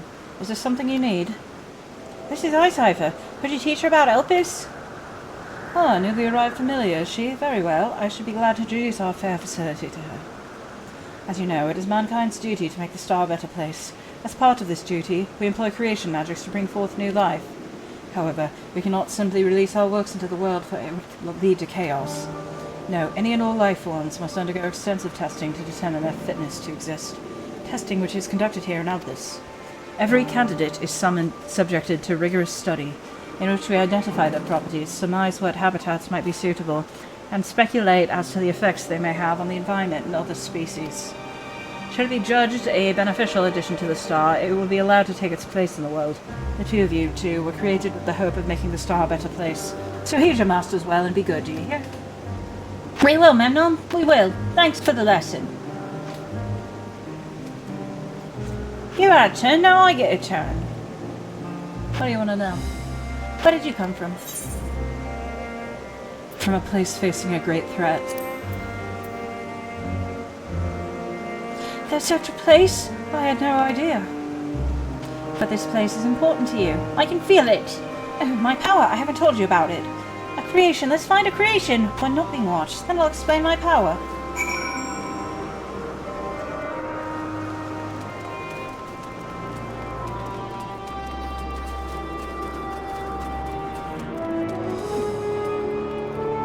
Oh, I can,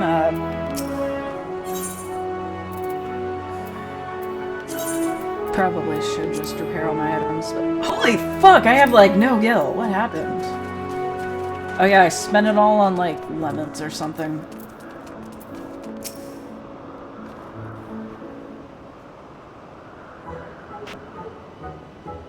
That's a bird.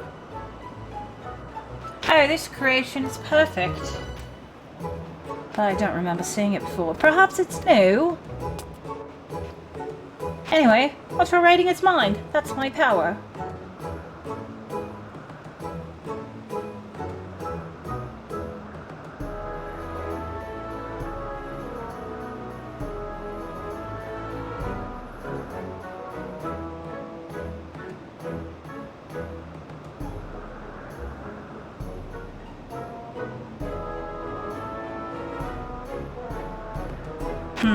I can't read it. Or maybe there's nothing to read. Wait, please wait. I'll try again with you this time.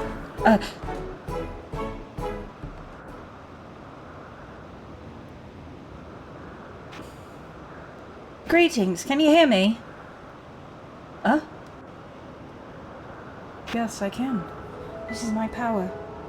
I can read the emotions of those around me and project my emotions to others in return. I am not actually speaking to you in your mind. Rather, you are converting my emotions into words and intention, a process performed subconsciously by intelligent life forms. The ability is vital to my mission, for it allows me to interact with intelligent beings even though they should communicate via unknown languages or unknown nonverbal means. As a consequence, I am clumsy at speaking. Yet though I struggle to express myself in this fashion, Hermes wants me to speak as much as possible, for everyone has thoughts and feelings that they may wish to hide. I have an affection for you, one that is difficult to define. Aside from the fact that you share common traits with us, your thoughts are complex, prismatic. They draw me in and leave me wanting to know more. Out of respect for your privacy, I will refrain from using my power when speaking to you. Nevertheless, I want you to know that I wish to be your friend.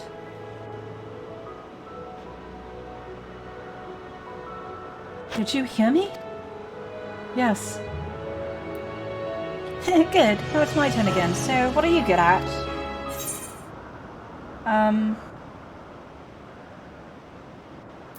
I'm good at crafting.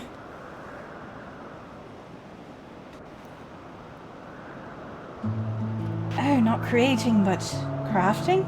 Putting things together with your hands? That sounds like fun. I can't use creation magics, but maybe I can learn to craft.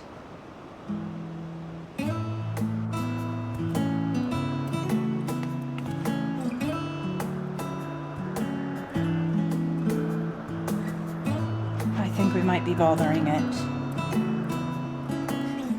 Oh, that bird looks really pissed off. Let's keep going. We're going to see Euanthe next. She's usually in a small building, one on the rest row. That is the angriest bird I've ever seen. Looks very sussy.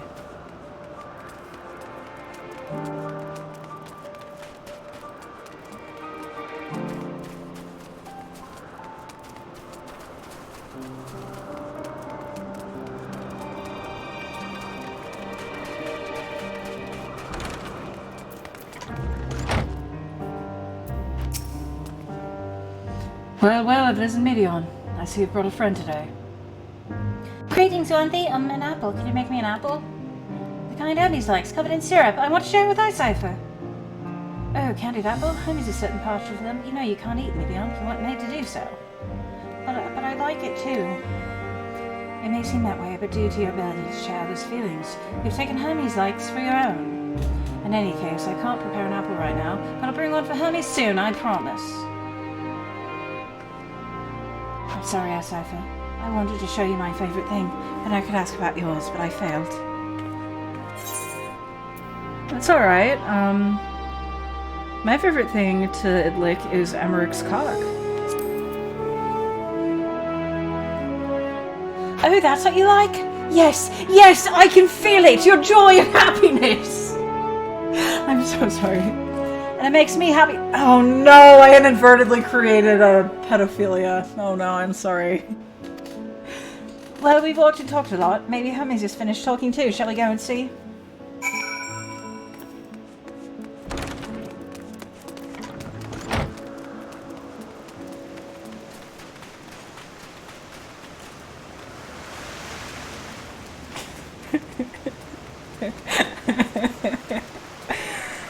Sorry.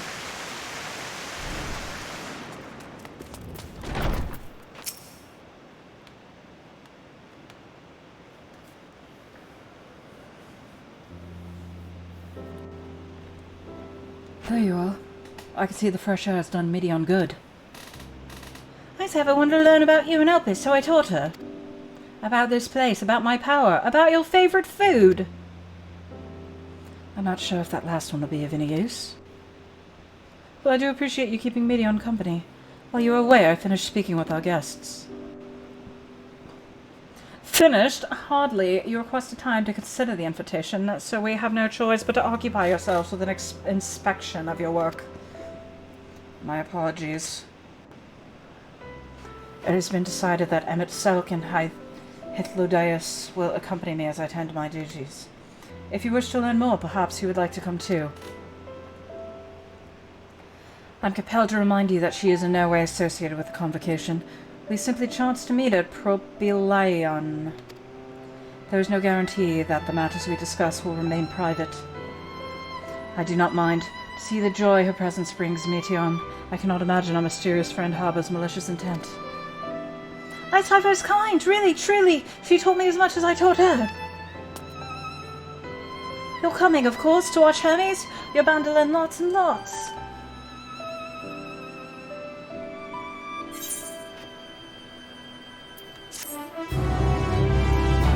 I kind of feel like this quest is dragging. Like, it's getting to the point where I want the plot to happen. But it's just like, oh, go look at this thing, go look at this thing. If everyone is ready, there are a few creations I need to check on. First, you shall return to the spot where we found our wayward ambassador. Have care when you step outside a herd, for there may be more unruly creatures about.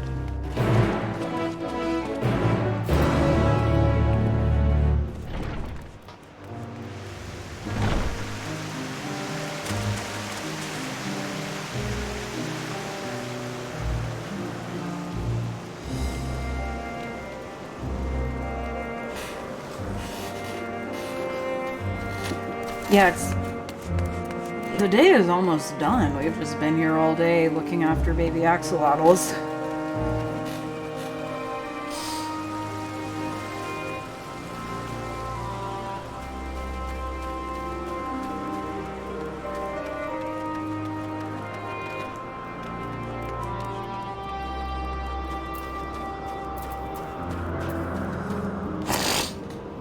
This here is a new species of Petaluda we recently set loose. It has been doing very well, managing to maintain a stable existence thus far. If you can see its observation period to the end of that issue, we shall release it unto the world. Tell me, do you know the difference between living beings and arcane entities? Vaguely? It is the presence of a soul, yet the soul isn't something you can choose to have at will. No, it manifests only in those beings whose forms adhere to the laws of creation, that can endure on their own. Beings that do not fulfill its requirements, such as those spontaneously born of magic or natural phenomena, do not have souls. No matter how much it might resemble flora or fauna, if it lacks a soul, then it is considered an arcane entity. So you see, it is not for mankind to decide what is living. That domain lies beyond our manipulation, and it is hubris to assume otherwise. But come, let us head to the nearby beacon. I have received a report that arcane entities have gathered here.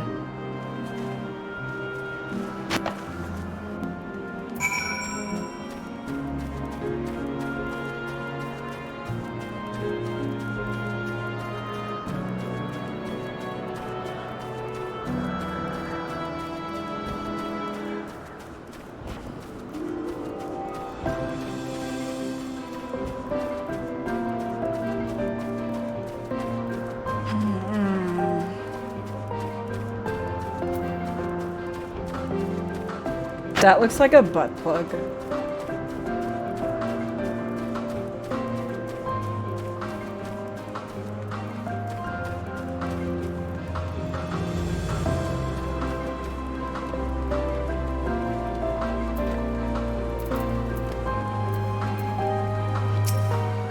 Ah yes, lightning pneuma, just as the report said. Although we call the structure a beacon due to its form, it is in fact a magical device.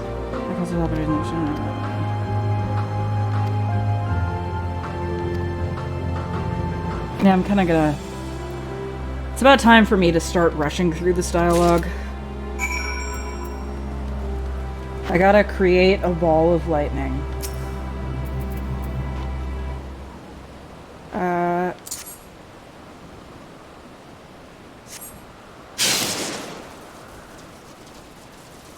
And I gotta create another ball of lightning. Wind up, Emmerich, why are you standing on...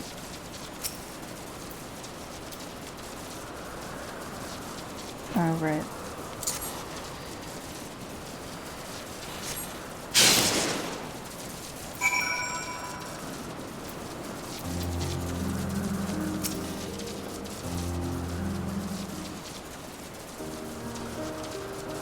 Perfectly done, I say for that. Tear the gather defeat, they express themselves through their actions despite the lack of words, speech, and of the soul divining in. Be it a soulless arcane entity such as the Pneuma, or an ephemeral life form such as the Petaluda, all seek to perpetuate their existence, to survive. Is Medion a living being?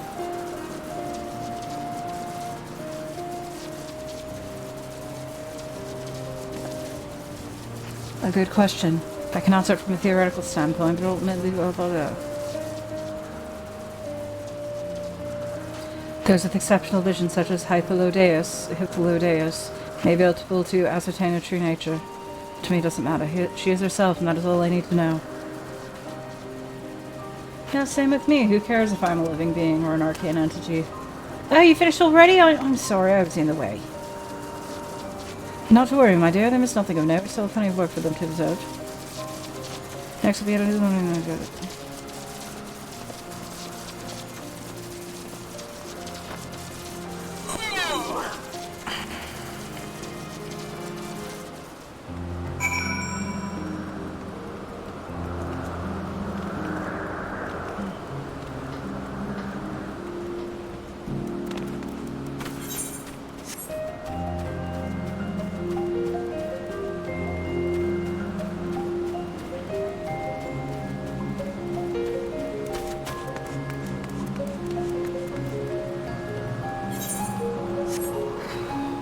still have that whole side of the map to uncover.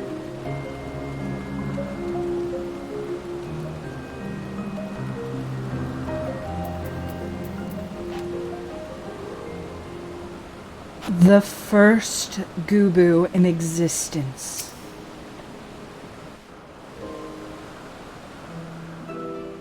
The Alpha Goob, if you will.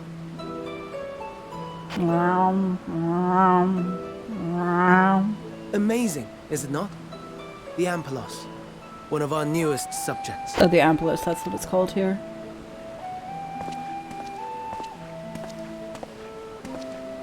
So, how are we coming along?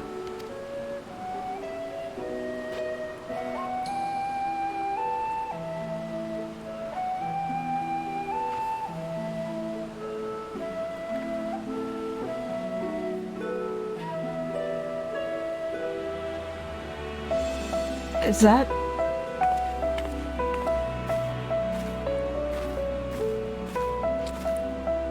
This is what I need. Patient Gubu.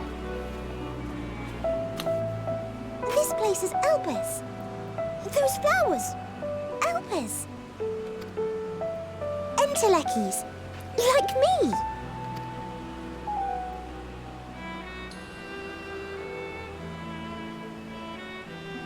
They are a product of Elpis, and so named for their birthplace. A happy accident, born of the hands of a former researcher who loved beautiful blossoms. Unique for how they change color, to reflect the emotional state of those nearby. Though be it here or elsewhere, they are seldom seen in any hue save purest white. Reflect the emotional state, you say? By what means do they achieve this? In creation, there exists an energy wholly apart from ether, one driven by emotions. There it is. In like manner to how we manipulate ether, this flower is subject to the influence of said energy.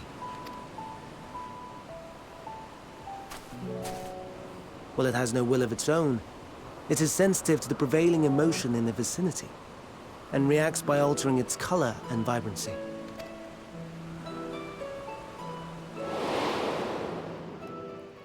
Akasha? It is one of the unseen energies defined by Harnish alchemical theory.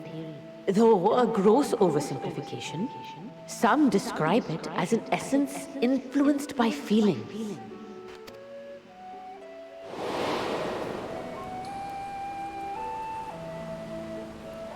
Please tell me more. Akasha.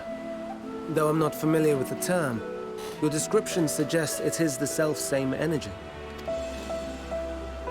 Dynamis, we call it. And those entities like the Elpis flower that have the ability to interact with this energy, converting emotions into tangible phenomena, are Antelekis. That's me! That's me! An Enteleki! That you are, my dear. And no ordinary one at that, but the first possessed of free will. Wait. A form of energy other than ether? Dynamis? I've never heard of such a thing. Hardly surprising. Dynamis cannot be seen, much less felt. And though its existence has long been theorized, we had no proof until the flower's serendipitous creation. What's more, Dynamis is far weaker than ether. Under normal circumstances, its effects are drowned out by the latter. What about abnormal On circumstances? account of which, beings comprised of and reliant upon the ether, like you and I, are unable to make practical use of Dynamis. 'Tis a truly esoteric thing, known to but a select few scholars. Intriguing. Then, given the limitations you described, why create Neteon?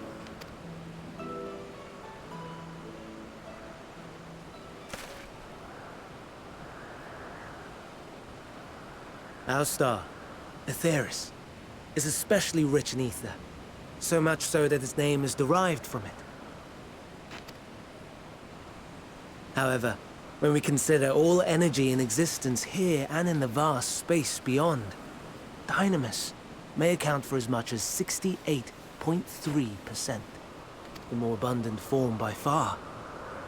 Were we able to control it, we could open the door to limitless possibilities. 'Tis not unlike a gently flowing stream, unable to break through the dam of ether barring its path. But if we could imbue the stream with the vigor of a raging river... Is this what caused the first final days?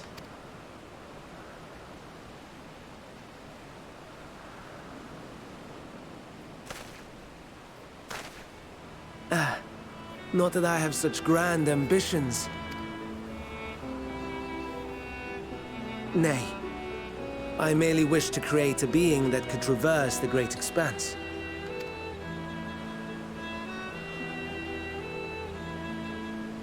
The relative scarcity of ether beyond the bounds of this star was a concern.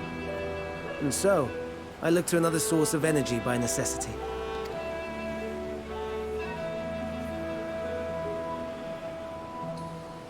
That being Dynamis. No wonder her ether is so thin. Precisely. Yours is thin too. Like an entelechy. Like me. So... are we the same? Entelecchies.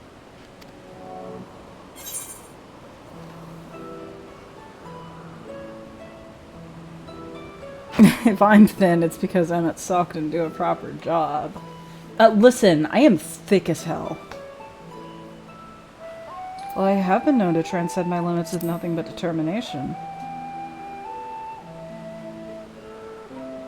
That sounds more akin to the desperate flailings of a wild beast when facing imminent death. Thanks! A deficit of ether alone does not an entelechy make. It would, however, make it easier for you to interact with Dynamis. And limited though its influence may be, this quality could prove the difference between victory and defeat. You'd do well not to underestimate it.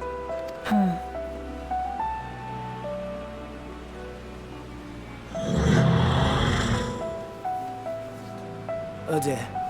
I'd forgotten about the poor fella.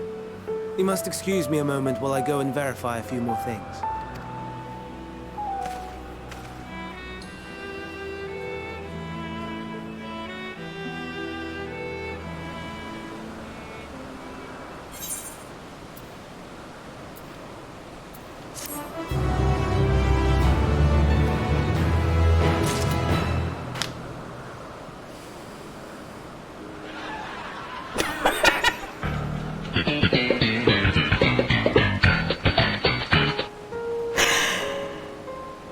That's your intro. Very based intro, thank you. Ladies and gentlemen, Emmett Salk. Not that I or anyone else would be able to make use of it, even if we knew, but it irks me to discover that there's an entirely different form of energy, and no one told me! That personal annoyance aside, Hermes' knowledge is undeniably impressive. Given that there are none amongst the 14 who specialize in the Celestial, he would be a welcome addition, assuming he can be persuaded to join, that is. I still can't understand his hesitation. Why did you join the convocation? Oh, you wish to know why Emmett Suck was chosen for the convocation? I should be glad to share the tale. It began when... Not another word. Lest you've forgotten, why had to learn about Hermes? Not me. My misspent youth is not... You can... What the fuck was Emmett Suck up to in his youth? Was he just like at all the frat parties being embarrassing? Is this when Emmett Sulk started to fuck? My apologies for the wait. I have inspected the Ampelos to my satisfaction. All is well with the creature, and I dare say it won't be long ere it is released unto the world. Another creation, however, reportedly isn't faring so well. The Charybdis. That is what we shall tend to next. If you would follow me, my friends, we shall return to the main isle and head north. Alright, time to unlock the north part of the map. I think.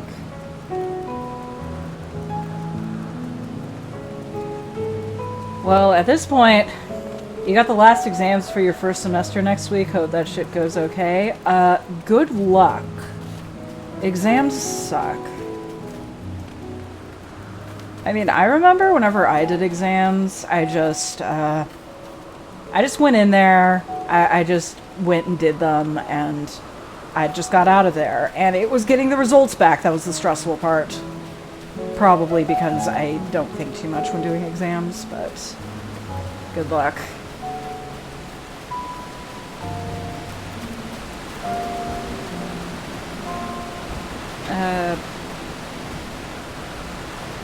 Those are cool.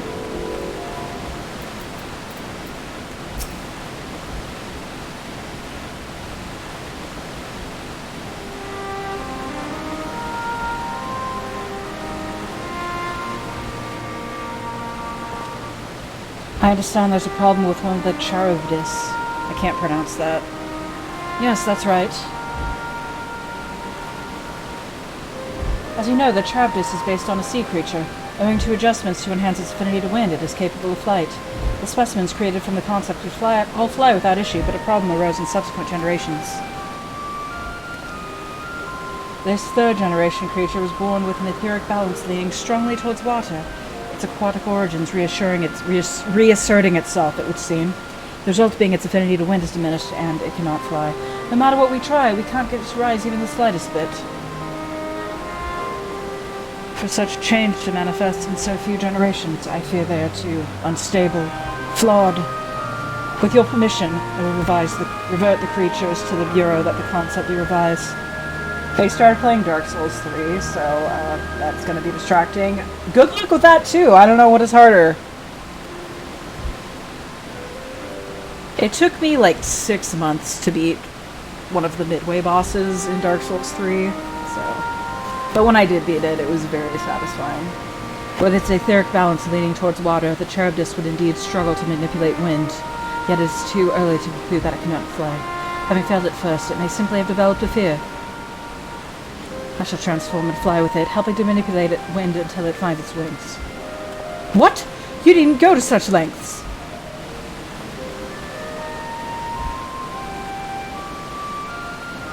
You don't know? But of course not. Transformation is an art which one manipulates a vast quantity of ether to construct another body around oneself. In practice, this allows one to assume any conceivable form, and therefore transcend the limits of one's flesh. Yet convenient though it may be, transforming in the presence of others is considered vainglorious and extreme, as uncouth and unseemingly as running around robeless. Shameful. Am I to understand you make a habit of this? Running around robeless? Nothing of the sort. It's just that, when transformed, I can wield the wind and fly. It may seem excessive, but there's nothing like feeling the wind beneath your cock. But what is our shame next to the lives of these creatures? They deserve a chance, and we owe it to them to do all in our power. Be that as it may.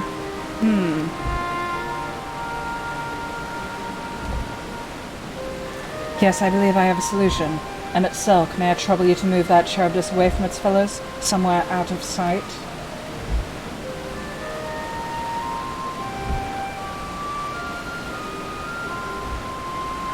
Meanwhile, I'd like the rest of you to help me prepare here. What mischief are you scheming now? No mischief, I assure you. I would but spare you the need to report to your colleagues that Hermes committed an indiscretion. So have little faith, a little faith, and run along.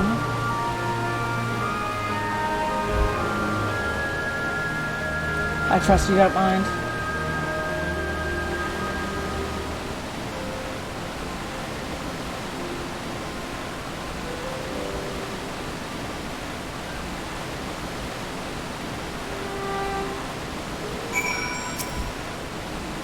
Emmett Selk is out of sight?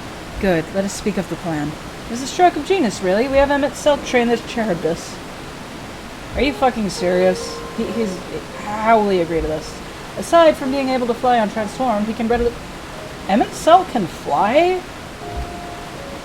And with his adept spellcraft, he can also employ suitable wind magics to guide this creature along. Is he capable of... Tell me about that. Hi, Seth, I want you to go to Emmett Selk. Tell me I have a favor to ask. Okay.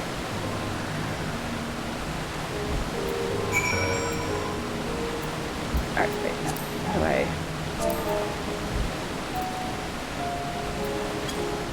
Can I enter anything else? Like, can I say, I have a favor to ask you, motherfucker?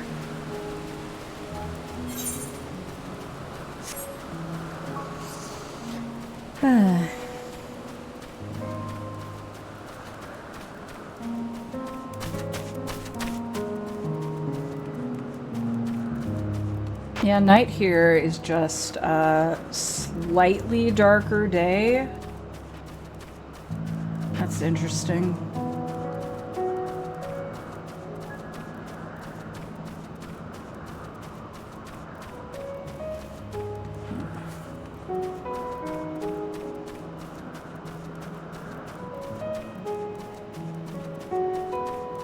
There you are.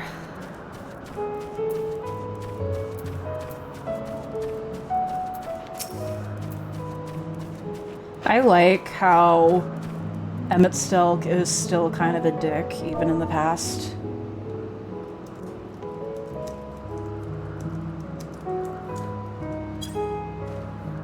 Oh, no you don't. I'm not lifting a finger. Ugh, I don't know what Heath Lodeus is up to, and I will not be made to know. I refuse. If Heath Lodeus is to be relieved, relentless assistance may serve to wear down the ever-weary Emmett Selk. Okay. I gotta beg this fucker. Please.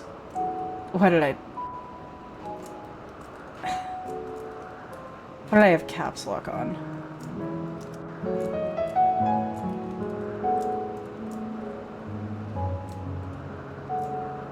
Why can't I type today?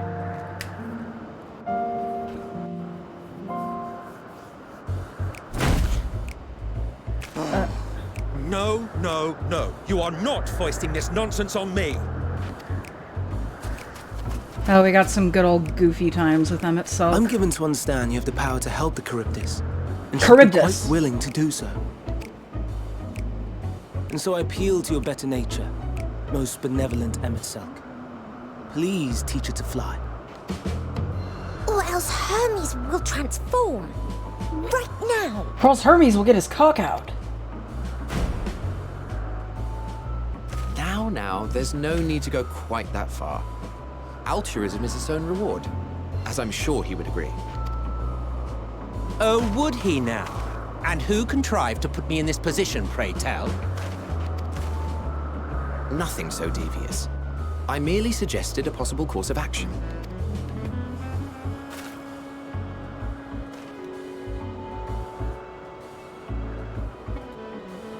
Please, Emmett Selk. Please. Please, Emmett Selk. No, foiled again.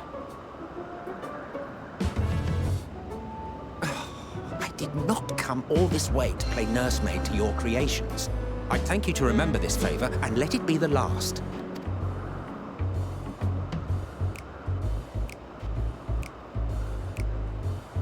Let's make the bad man fly.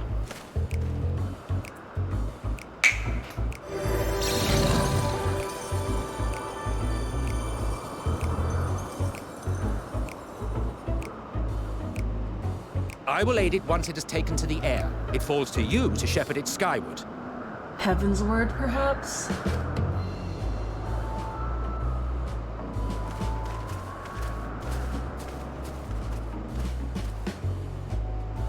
Well, let's relax and enjoy the spectacle, shall we?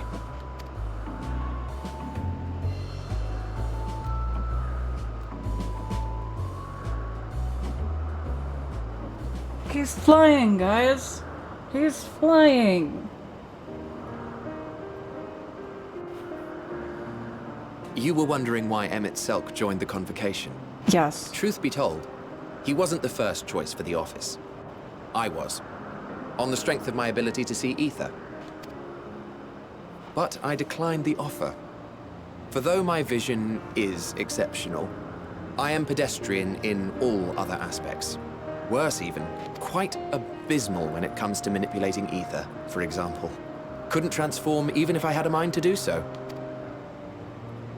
What good is the ability to perceive a problem if one cannot act to address it? Emmett Selk has no such shortcomings. He excels in vision and manipulation both, the latter to an extraordinary degree.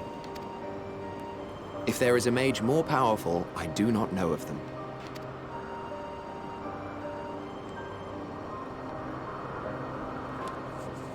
Thus did I recommend him for the office in my stead. And I wasn't the only one. Far from it. Countless others vouched for his skill and character.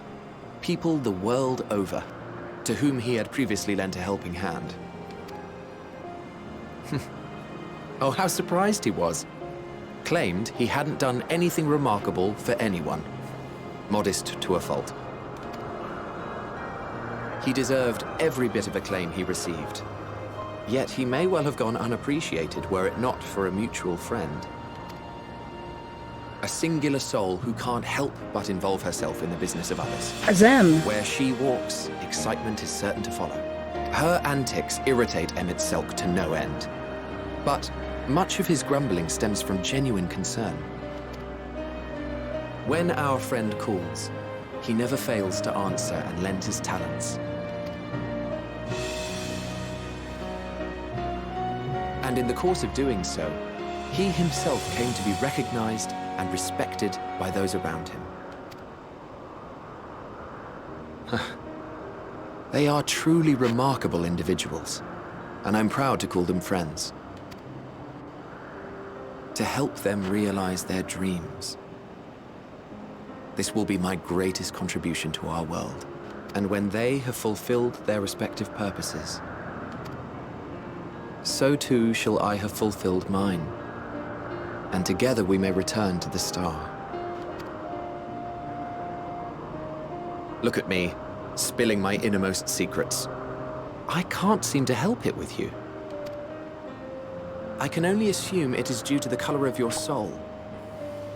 I just don't understand how you can be so alike and yet so different. Well done, my pet. Well done! Well done, my pet. Oh, I thought she was talking to Emmett Salk.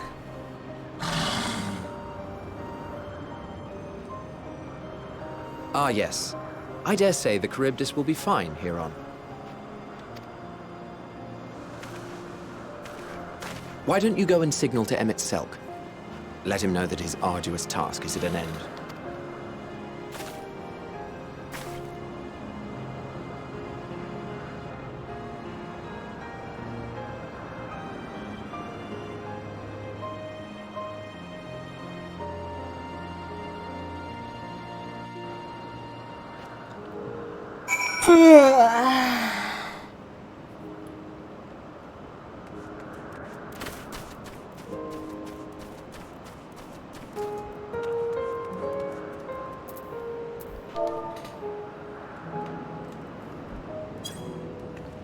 Hey, Emmett. Emerging from his reverie, Emmett Selk notices you, and he begins to descend with the Charybdis.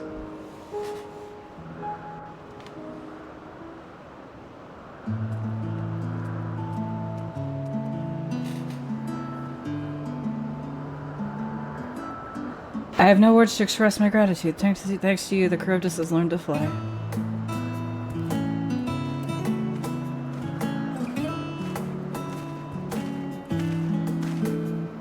And I sighed for and I could relax and have a pleasant chat. I'm sure you did. My creature needed some small assistance at first, but soon it was flying more or less on its own. I doubt you will need to repeat the lesson.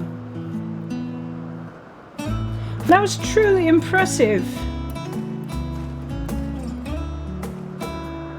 I witnessed it all from afar. The Charybdis flies. Indeed, with this, we've proven that even a creature with skewed etheric balance is capable of flight. Though we helped it to achieve this, the Charybdis is a herd animal. They may well aid their struggling kin in like fashion when the need arises. Keeping this in mind, I bid you continue observing them, if that is what you want. But if I may say so, rather than hoping an idealistic possibility comes to pass, would it not be simpler to have the concept adjusted? That way, we could guarantee that anomalies such as this specimen are never born in the first place. Isn't that called eugenics? These creatures are already here. We will spare no effort in giving them a chance to survive. As you wish, Chief, as you wish.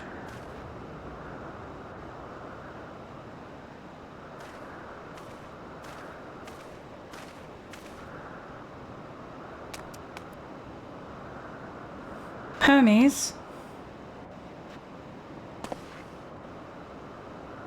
I'm fine, don't worry. Well, that concludes all of my present tasks. Let us return to Ananorisis for now.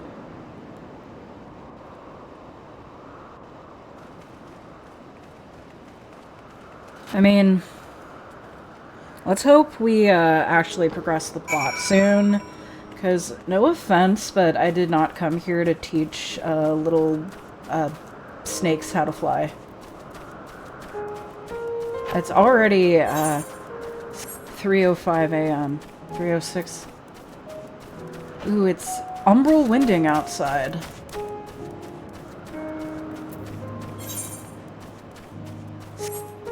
Ah, but I still got so much more of the map to uncover.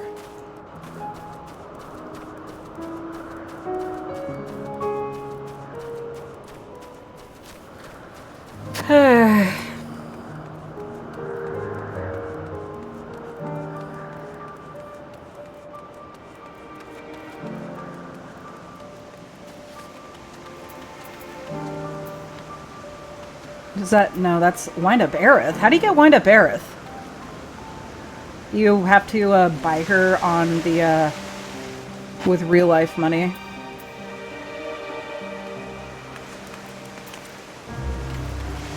I think Wind Up Aerith and Wind Up Orchiffant would get along. What? Want to apologize for forcing me to help, do you? Save your breath. You didn't force me to do anything. I merely chose the most expeditious way to have done with an impediment to our business. Okay.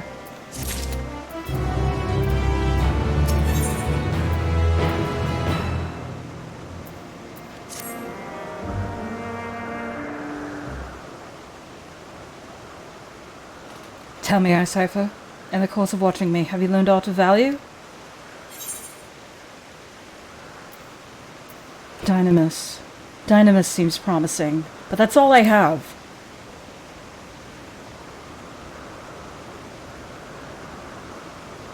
Dynamis, you say? Curious that such an obscure phenomenon should be of interest to you. Chief Hermes, what good fortune to find you here. Is something the matter? The Lycaon. I'm afraid it's done it again. No sooner did we release one from the observation than it set upon the nearby Occupetes, slaughtering them. Was the creature hungry or somehow provoked? I just fed them myself, and the Occupetes were keeping a wide berth. It is the nature of the Lycaon that is to blame, their innate viciousness. Temperament aside, it is an outstanding creation, perfect for both form and function. Though it may not be suited for release, I have no doubt that the Bureau will accept its concept for preservation. In any case, there's no point in postponing the inevitable. Doris will revert them all once the paperwork is in order. Where's the scene of the incident? Just off the path to the 12 Wonders. As you make your way, you should see it on the left. I don't know if Doris is still there, however. Hermes, wait!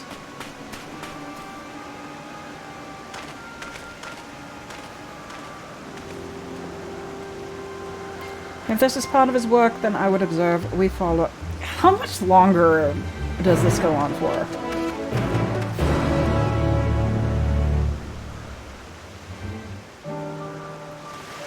But is this like is this a huge chunk of the main quest that will severely progress the main plot once I'm done with it? I don't know if those were the right words. Severely progress. Sir, I'm sorry to tell you, the main plot has severely progressed throughout your body.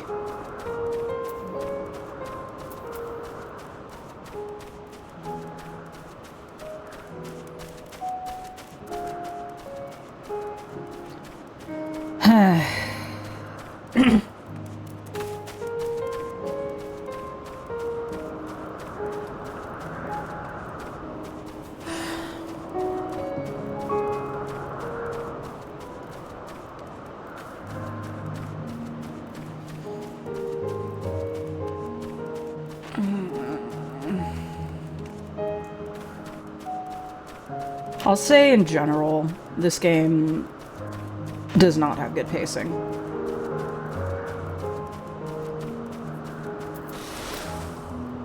I mean, that's just the nature of it being an MMO, I guess, but... I'm not an MMO player, if you guys have not figured that out. The lacerations and burns are unmistakable. A Lycaon was indeed responsible.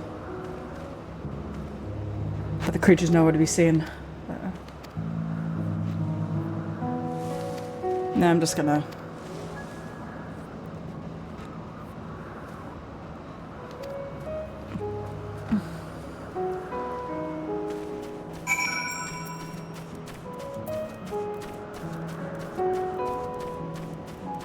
But the real question is... Am I doing this so I can move on with the main plot? Or do I want it to be over with so I can go back to the Ishgard quest? Because I'm pretty sure it's the latter.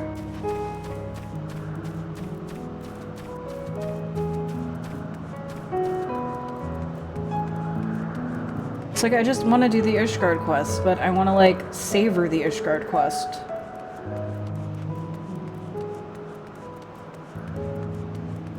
Because listen, I don't know if this game will ever let me do another Ishgard quest again after this Ishgard quest, because they're going to be like, we gave you an Ishgard quest already!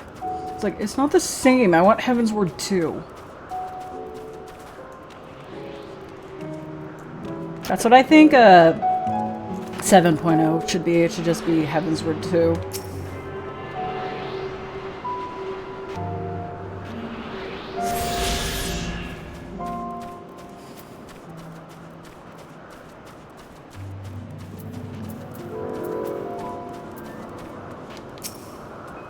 I mean, I guess I should be grateful that Graha isn't here, and I should just be enjoying the peace and quiet. There it is, the 12 Wonders. Yeah, I have to say, you are far less annoying than, Graha.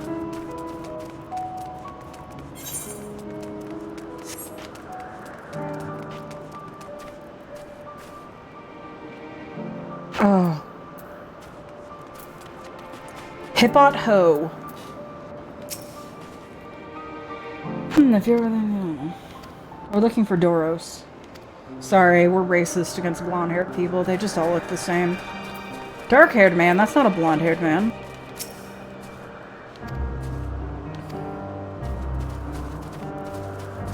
Alright, we're attuning to this.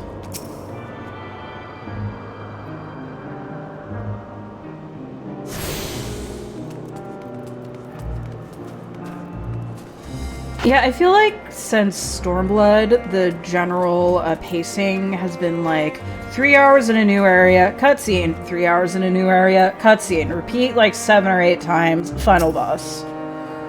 Doros, that's Doros.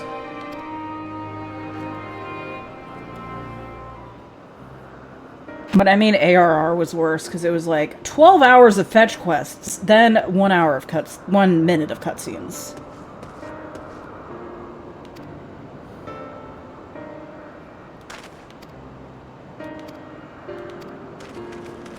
Like, I still think Heavensward's pacing was the best, even if it did have slow moments.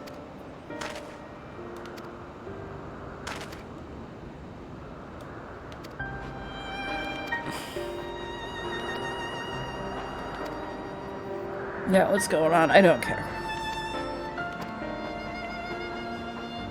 Kairos.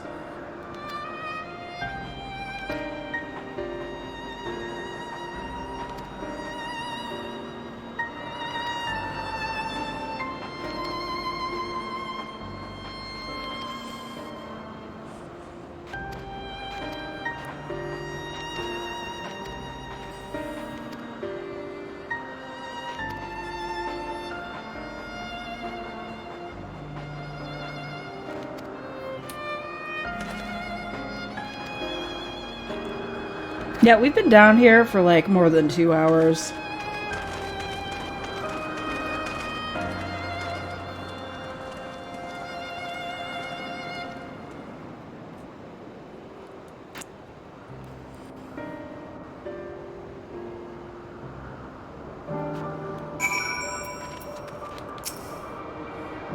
To man, other beings are just things to be used and controlled like magic. That's what Hermes told me once.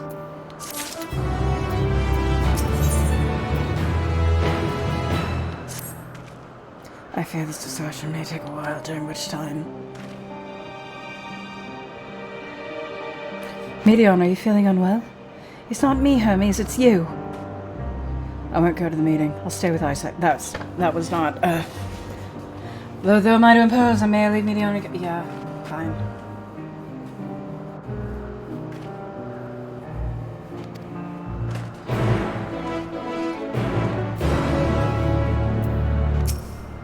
Can I help you with something? This meeting will make Hermes sad. I want to cheer him up with a flower. Hermes likes flowers the most of all the creations in Elpis. Most creations are expected to be interesting or beautiful or strong, better in some way, but flowers are different. They designed to suit our emotions like... Oh, another one of those.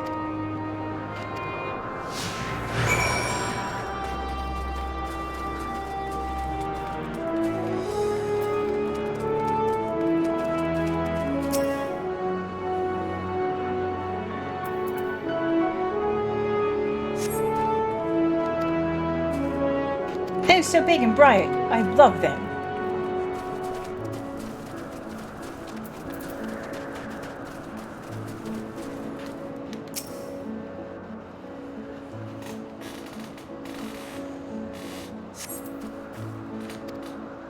No flowers. If they were apples, we could have covered them in syrup.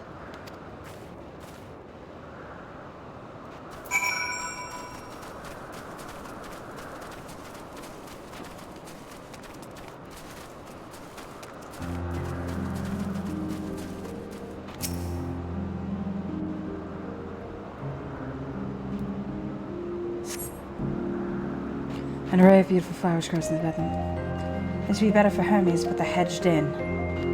They're either under observation or poisonous.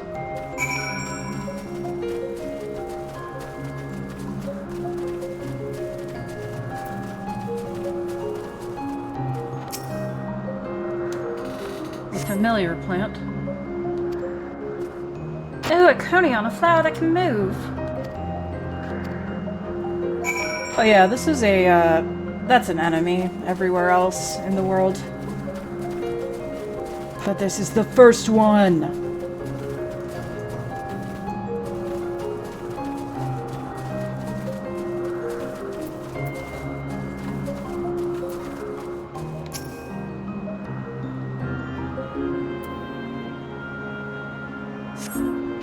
Let's find nothing promising.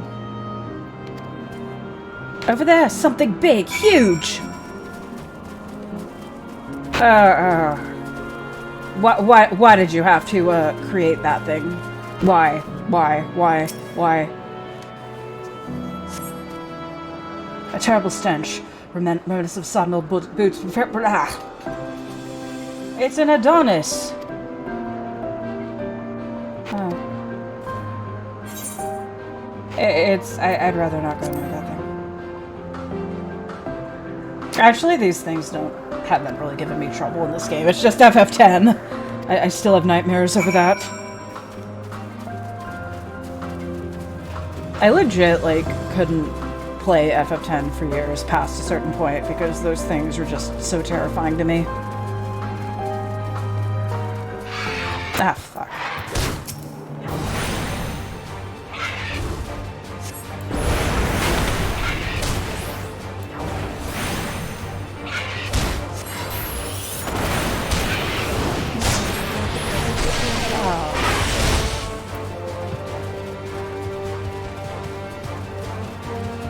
No, please, don't kill me. I think we did it. I was legit about to kill me. Oh, fuck!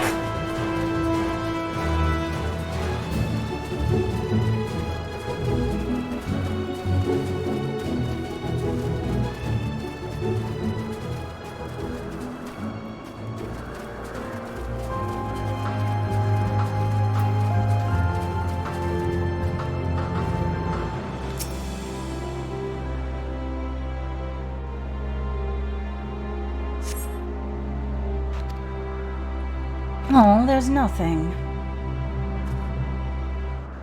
Hey, the shiny thing over there, what could that be? Will this finally be something?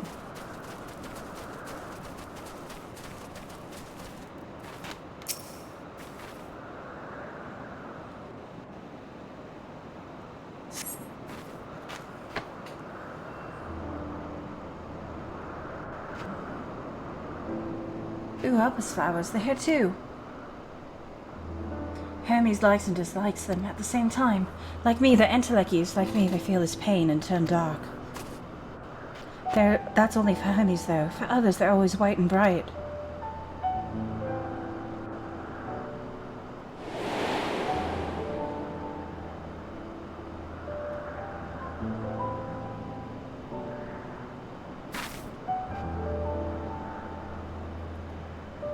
Truly, the flower was dark in your home?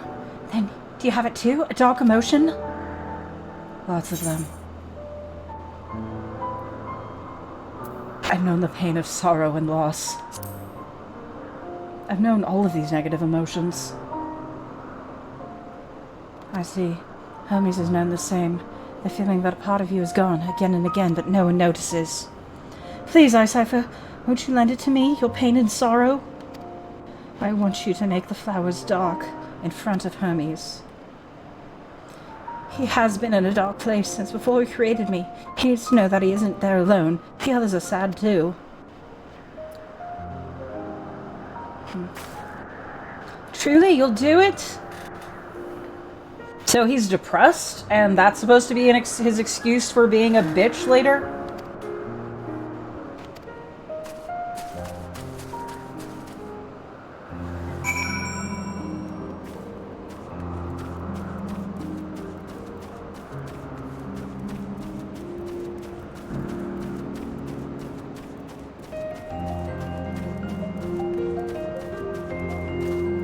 I mean, I'm depressed as shit, but I'm not an annoying little bitch. At least sometimes I'm not an annoying little bitch.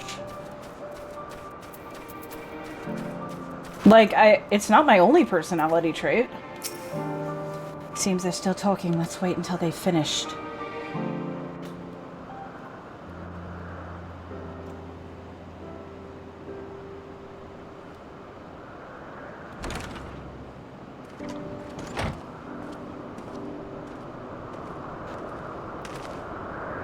Hermes!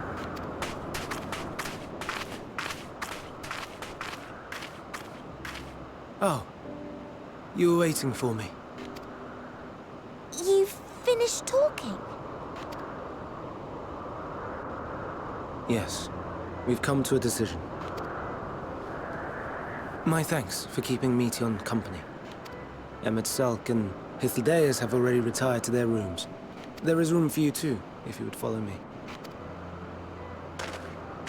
Wait! I want to show you something first.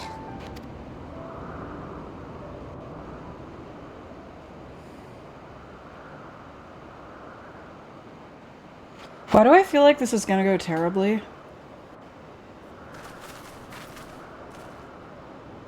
Elpis flowers?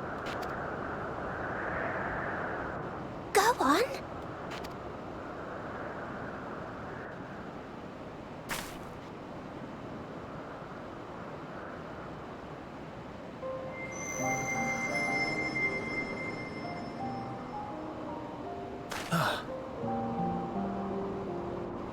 See, I'm depressed You're not too. the only one, Hermes. Others feel sad too. You're not alone. I see Meteon has shared much with you.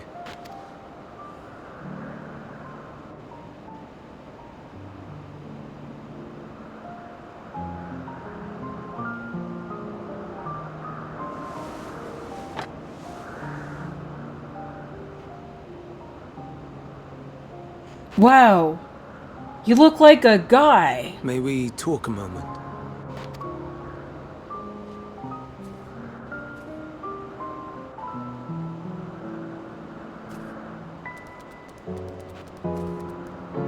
Well, it's a hedgehog.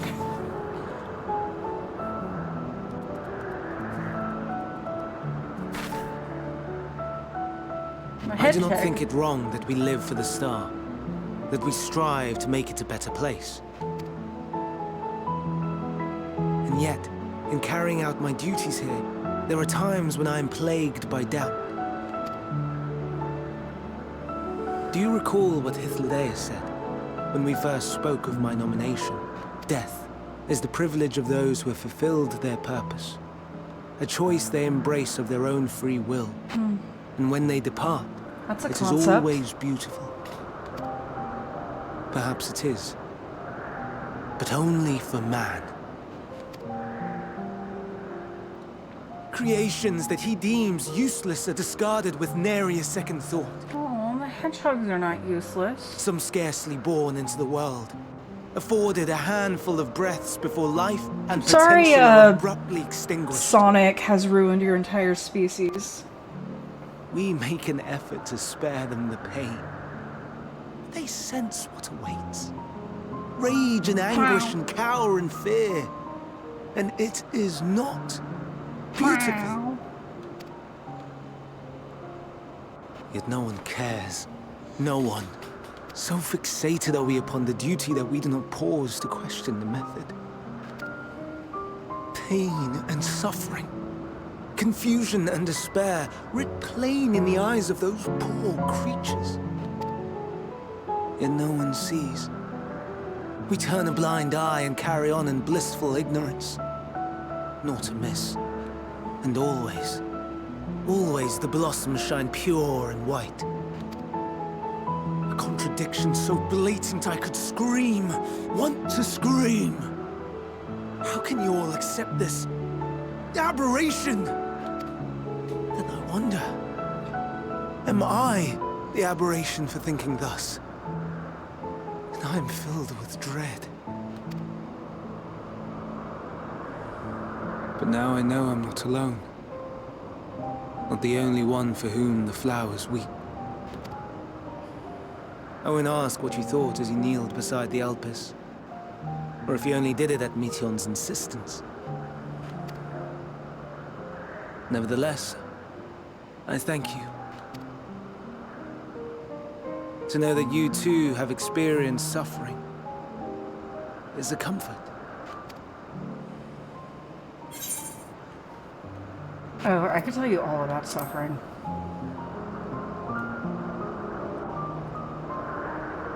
Lest you misunderstand, I derive no pleasure from your pain. It's just the fact that you are still here in spite of your suffering gives me heart. I'm here because of my suffering, because I want to prevent that suffering.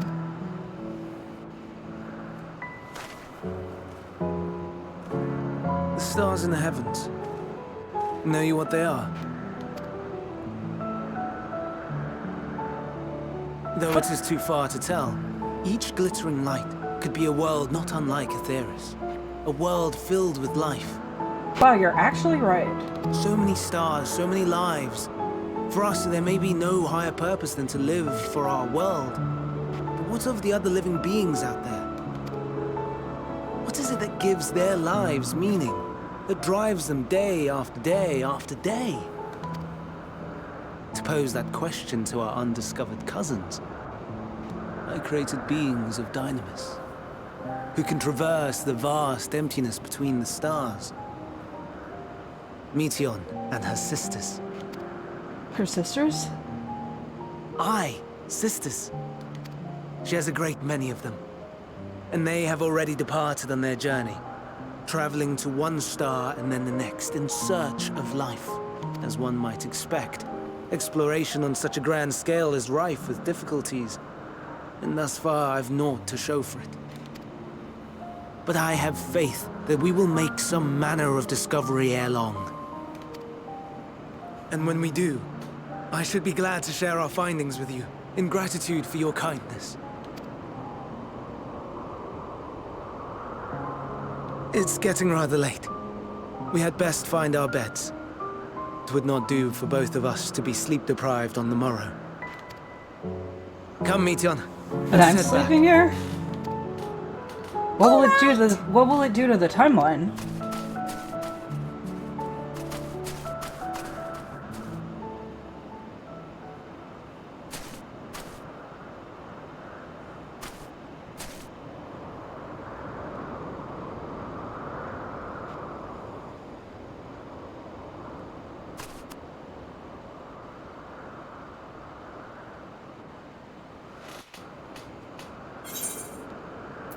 What is happening?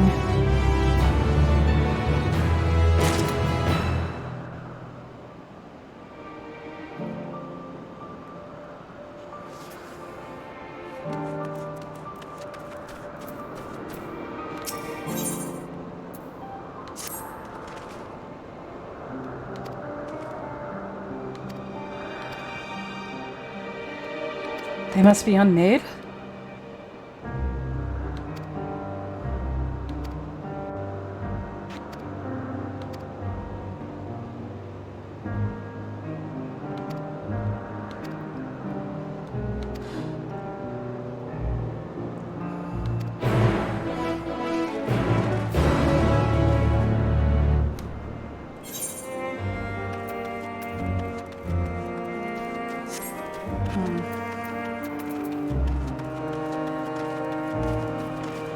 I mean, I can assume we're getting to the end of this part. I mean, my plan is to finish this part, then do a little bit more of the Ishgard quest, and then call it. And I think that'll keep me on a track to beat the entire game before next weekend's. Before Saturday, that's when I am leaving to leave the country to go visit some of my family. That's right. I have family from Finland. Also, I just made that up. I don't have family from Finland. I'm just going to another state to see family. If I did have family from Finland, there would be a lot more perkeles in this stream, you know?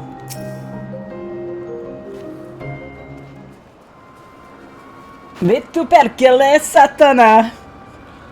See, I know how to speak Finnish. Turbos, are you hurt? What happened here? They caught me off guard. Hit the bed of the three, shocked the kid friends. I was able to stop full. The other three escaped.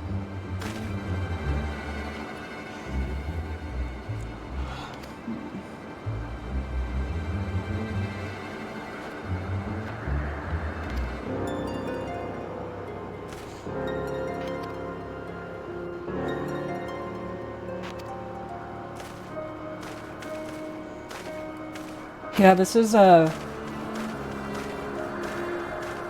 there's so much sadness in the air whenever I slaughter 5,000 Okeanuses for their eggs so I can make royal eggs and level culinarian.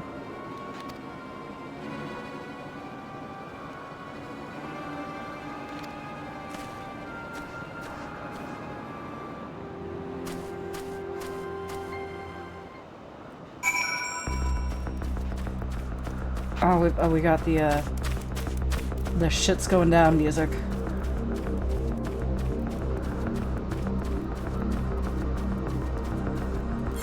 Oh, I just realized that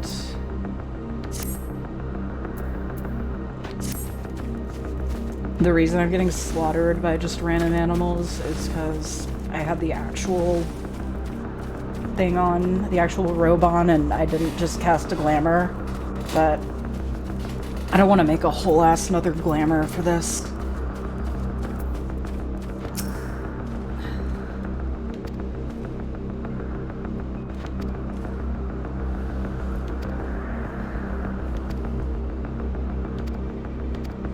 I mean, I can probably...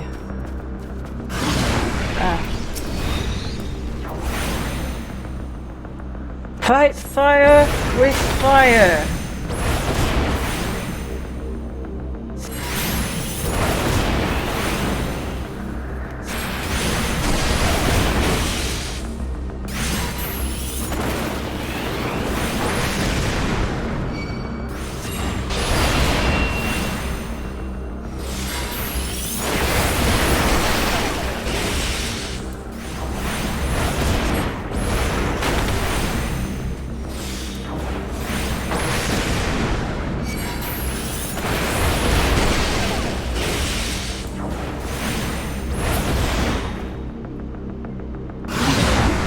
Oh, more of them.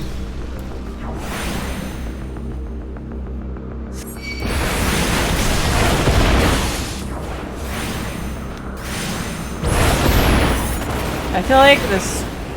Now these have less HP, so it won't be as tricky as I thought it would be.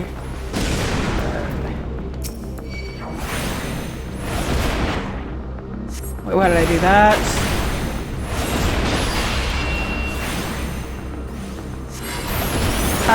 Hermes, you think you could, like, help me a little?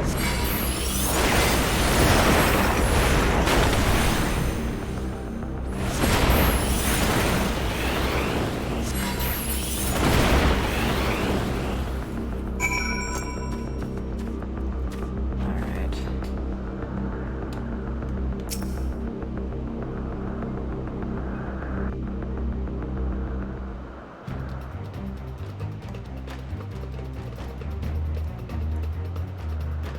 Now.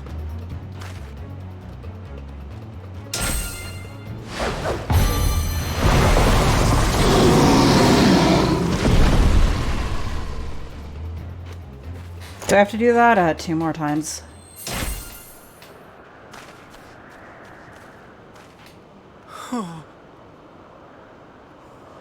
Forgive me. Please, forgive me. May you and your kin find peace. Wherever your souls may drift in the underworld, may you find tranquil seas.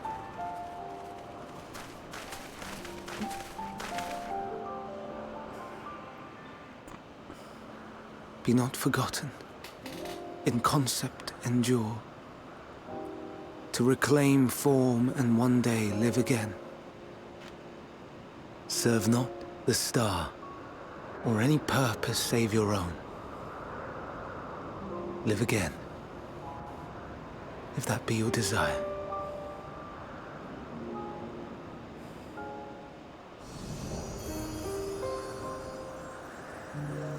Hate, if that be your want. We are worthy. But leave your suffering behind. Lay down your burdens, be born anew. Fly high, fly free.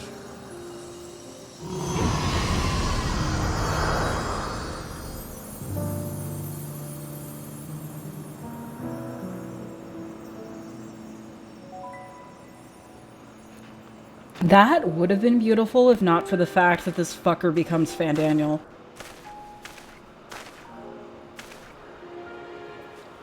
Join the convocation, Hermes. And then is this really the time? You do not belong here. Leave to replace another. To be replaced. It changes nothing. Tell me, do you think it right that we sacrifice all these lives for the sake of the star? And when the star has reached perfection, what then? If all who are satisfied choose to die, shall we all die in satisfaction?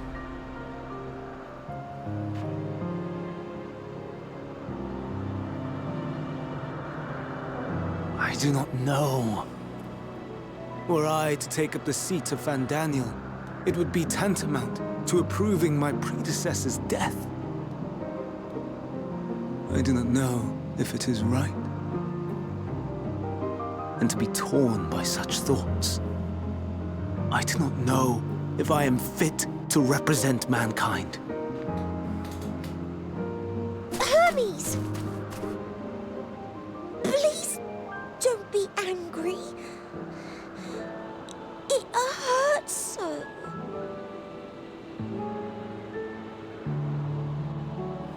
Forgive me.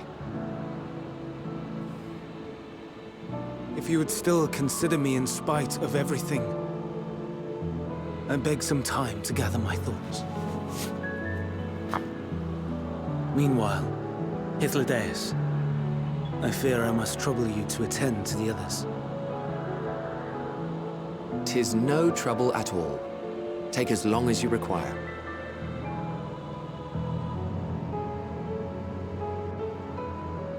And you, my friend, I pray you find that which you seek.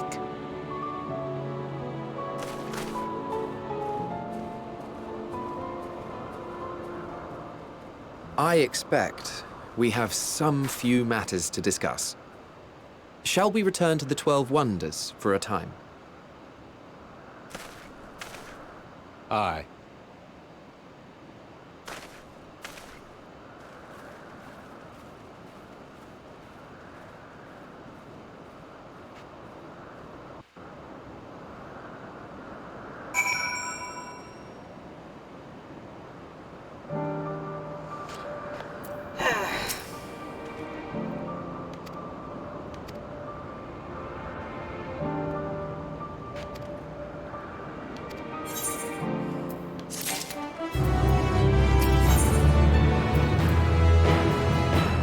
For the remainder of my visit, so it looks like it's all about to end.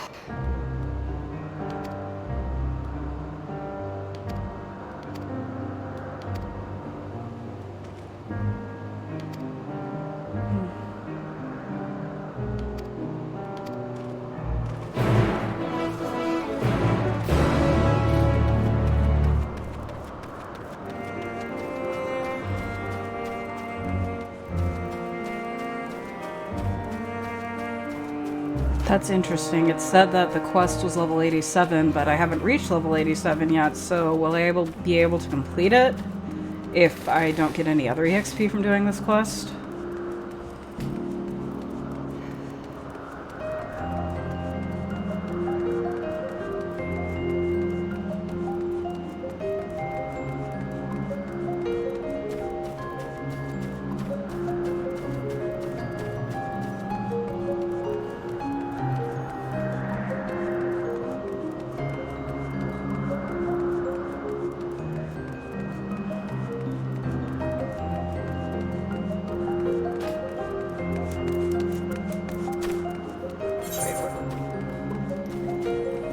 Oh, it's not that far.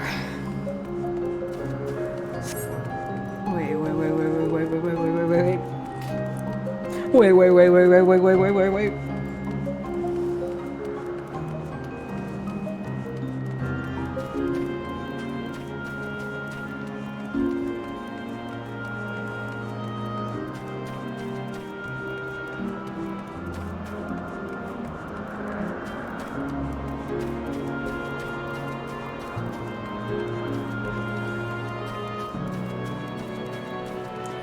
Alright. I hope we're rewarded with a nice, big, juicy lore dump. From here we follow the path northwards to Notonius. Alright. It looks like I still got more of the map to discover. Are we not done with this?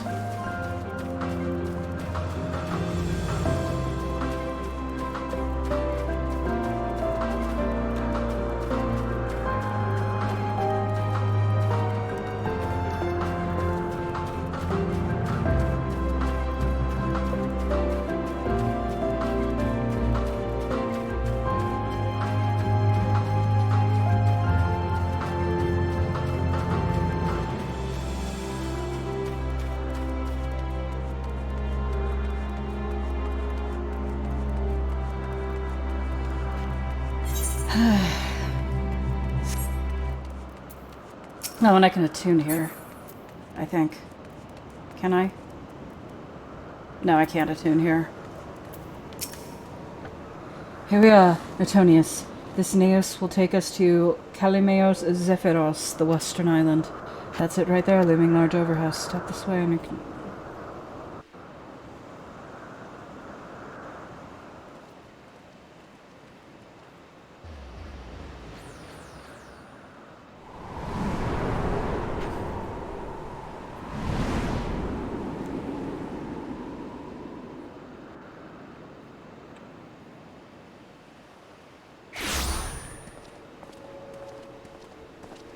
I present to you Kalimelios Zephyros. Here you will find a number of testing facilities, as well as the observation hub of Poiton Oikos. Right then. Let's begin by...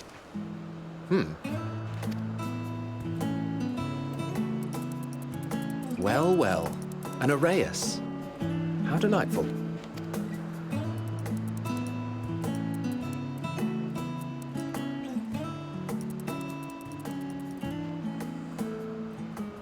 And what, pray tell, is that? What, pray tell? The fuck? Ah, that's a new species of shark. We approved the concept but a few days ago. Sharks are among the most popular sea creatures. Rare is the day when someone does not submit a new concept. Everyone just wants a new shark. At first, they were largely orthodox, consideration given to such things as size and environmental impact. And then a whimsical someone thought to bestow it with flight. Another, superior intelligence. And then the floodgates burst. Concepts with multiple heads, or arms and legs, and so on and so forth. It was getting absurd. A part of me wanted to tell them to go away and find something else to create, but in the end, I couldn't deny their passion. Here we are. Oh, fuck.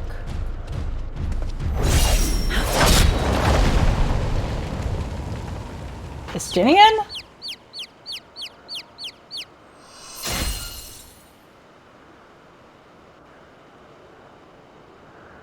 That was too close.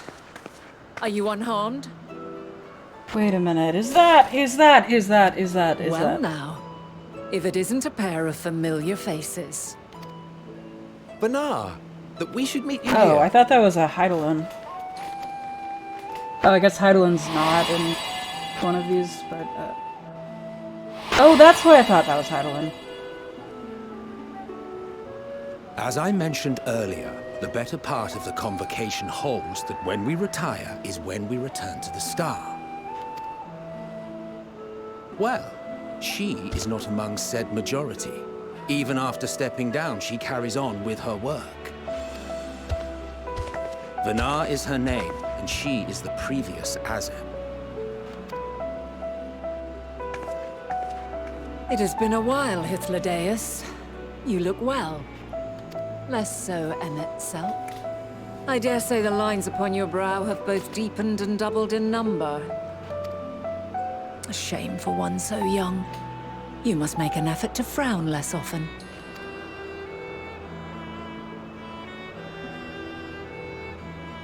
Easier said than done, thanks to your unruly successor. How is she, if I may ask? Incorrigible as ever. Rushed headlong into a volcano on the brink of eruption just the other day. I should be glad to share the tale in its entirety later, if you're so inclined. Oh, you know I am. Now then, you are?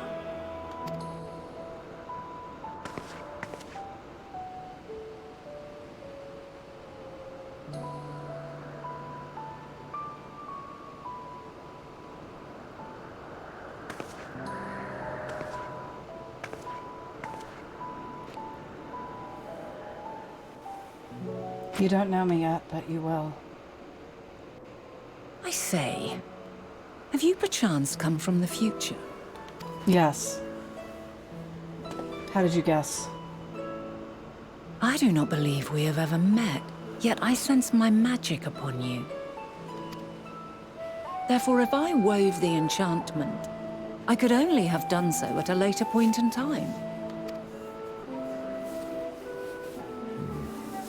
What manner of magic is this, if I may ask? A traveler's ward, of course. It prevents the corruption of one's ether.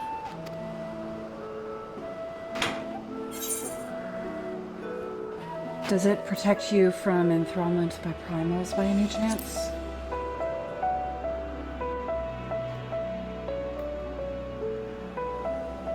Primals, you say? But I'm not familiar with such beings. But if they enthrall by warping the balance of ether, then yes, the magic would afford you a measure of protection. I gather from your question that you are not ignorant to its presence. Hold on. From the future? That's absurd.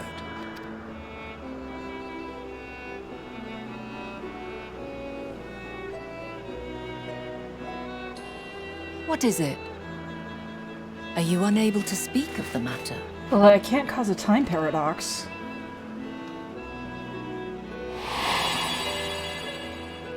The reality to which you must return exists as a result of the final days.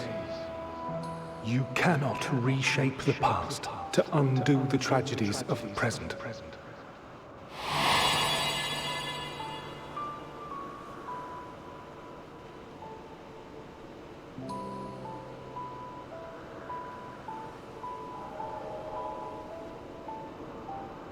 So, your actions here will not change your history, but they may yet affect the course of ours. How very exciting! I'm quite fond of delving into the unknown, and there's naught more unknown than the future. Until a moment finally arrives, we cannot know for certain what will come to pass, regardless of our supposed foreknowledge, so you needn't worry for us. More importantly, that you should go to such great lengths as to travel unto the past bespeaks the gravity of your quest. Will you not reveal it to us? Mayhap we can be of aid to your cause. I'm afraid of causing a time paradox.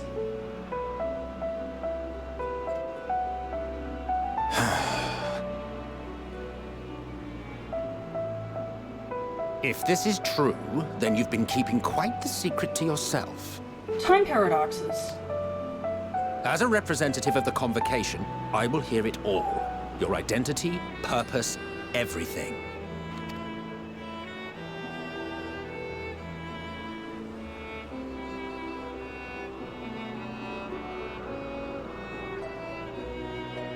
Why don't we move to a place more conducive to calm conversation? I've been working here for some days now at an old friend's behest.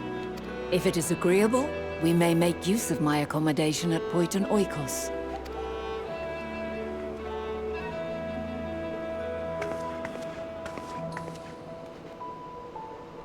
We were meant to meet. I am certain of it. Else I wouldn't have marked you so clearly, and sent you unto myself in the past. You sent me here? It's precisely the sort. Oh, what?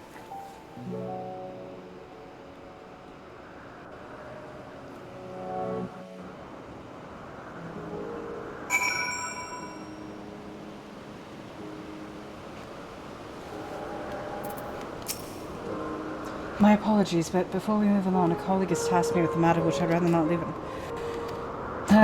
What do you need me to do? I'll just fight the shark.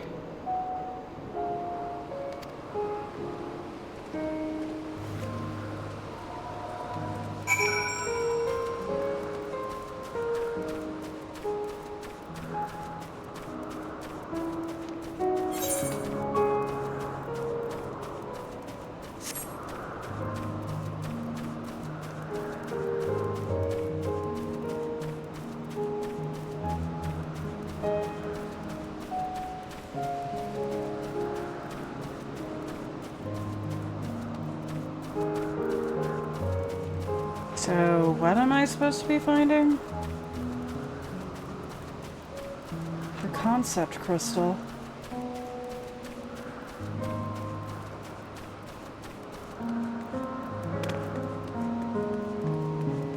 Oh, I think there it is.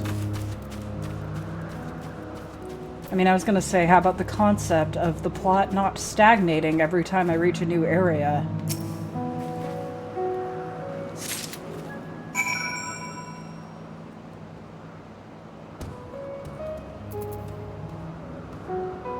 Oh, and I can't fucking beat it yet.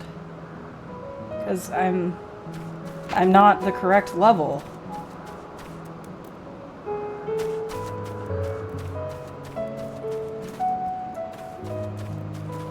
But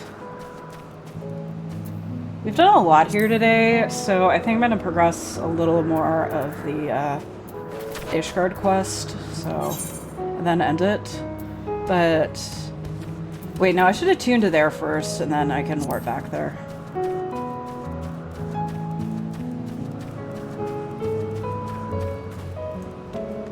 Like, it actually happened. I am, for the first time in this game, underleveled.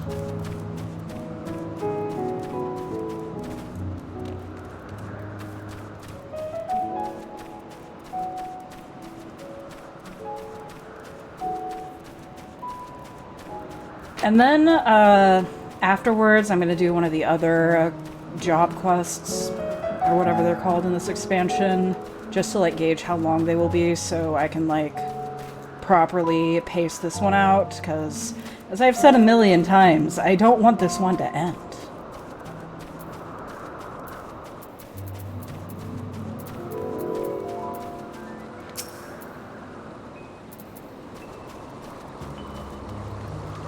Oh, I guess I could switch to, Dark Knight. Because I'm like level 88 in that, I think. But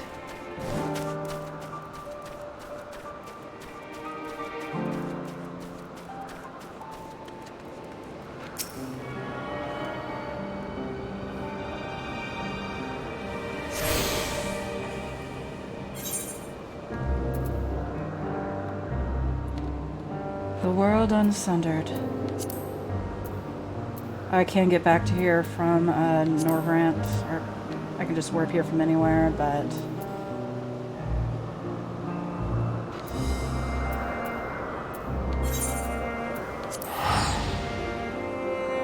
yeah, we're just gonna progress this a little bit.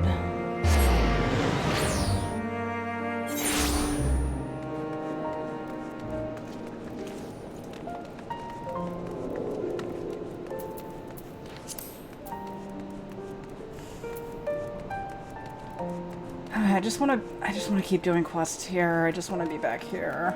I love this place so much. I love Ishgard, I love Ishgard, I love Ishgard. Did you guys know I love Ishgard?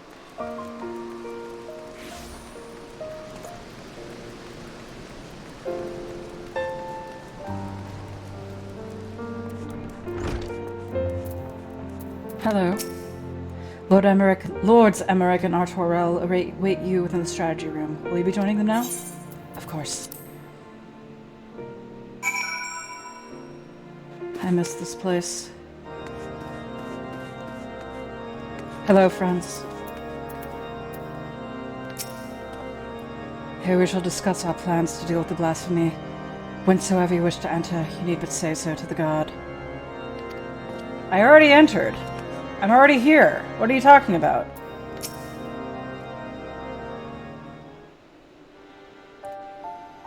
Lest you wonder, we have taken the clergymen to St. Raymond's to rest and recover. If truth be told, the thought that they may still succumb to despair and turn remains at the forefront of my mind. Yet the risk would be greater still were we to keep them at arm's length and deny them the comfort of the church. Indeed, from the words you spoke, the Inquisitor yearned for the days of old. He and others like him can scarcely be blamed, since the truth of the nation's foundings and the Archbishop's machinations are made public knowledge. The church has been in turmoil. Though we have made great strides in separating religion and state, there has been far less progress in the reformation of the church. For our faith has been everything to us, our purpose and our comfort. 'Tis not an easy thing to reconcile one's beliefs with the betrayal of our spiritual leaders. Thus torn between the hearts and minds, many Ishgardians feel lost, and none more so than members of the clergy whose faith was once unshakable. Little wonder, then, that the most dedicated and devout are like to turn.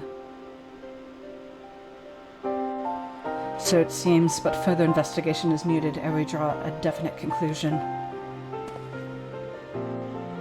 At the war's end, Ishgard is set out on a new path. The choices we make now shall determine our course for the future. Come what may, we dare not squander the chance we have fought so hard to attain. I agree. Once the returned clergymen have sufficiently calmed down, I shall have the deacon speak with them, that we might gain insight into their individual plights. Good. Meanwhile, I shall take the opportunity to brief my men on recent developments. Pray take a moment's rest, my friend. You have earned it. When you are ready to continue our work, you may seek us out here. Thank you.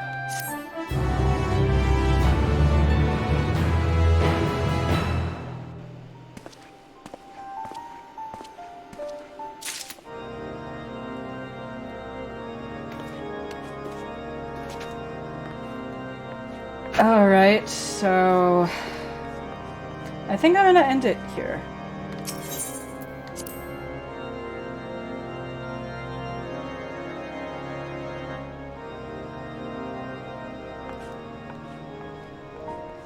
I could just go back here whenever. Small talk. Oh, you just say the same thing you always do.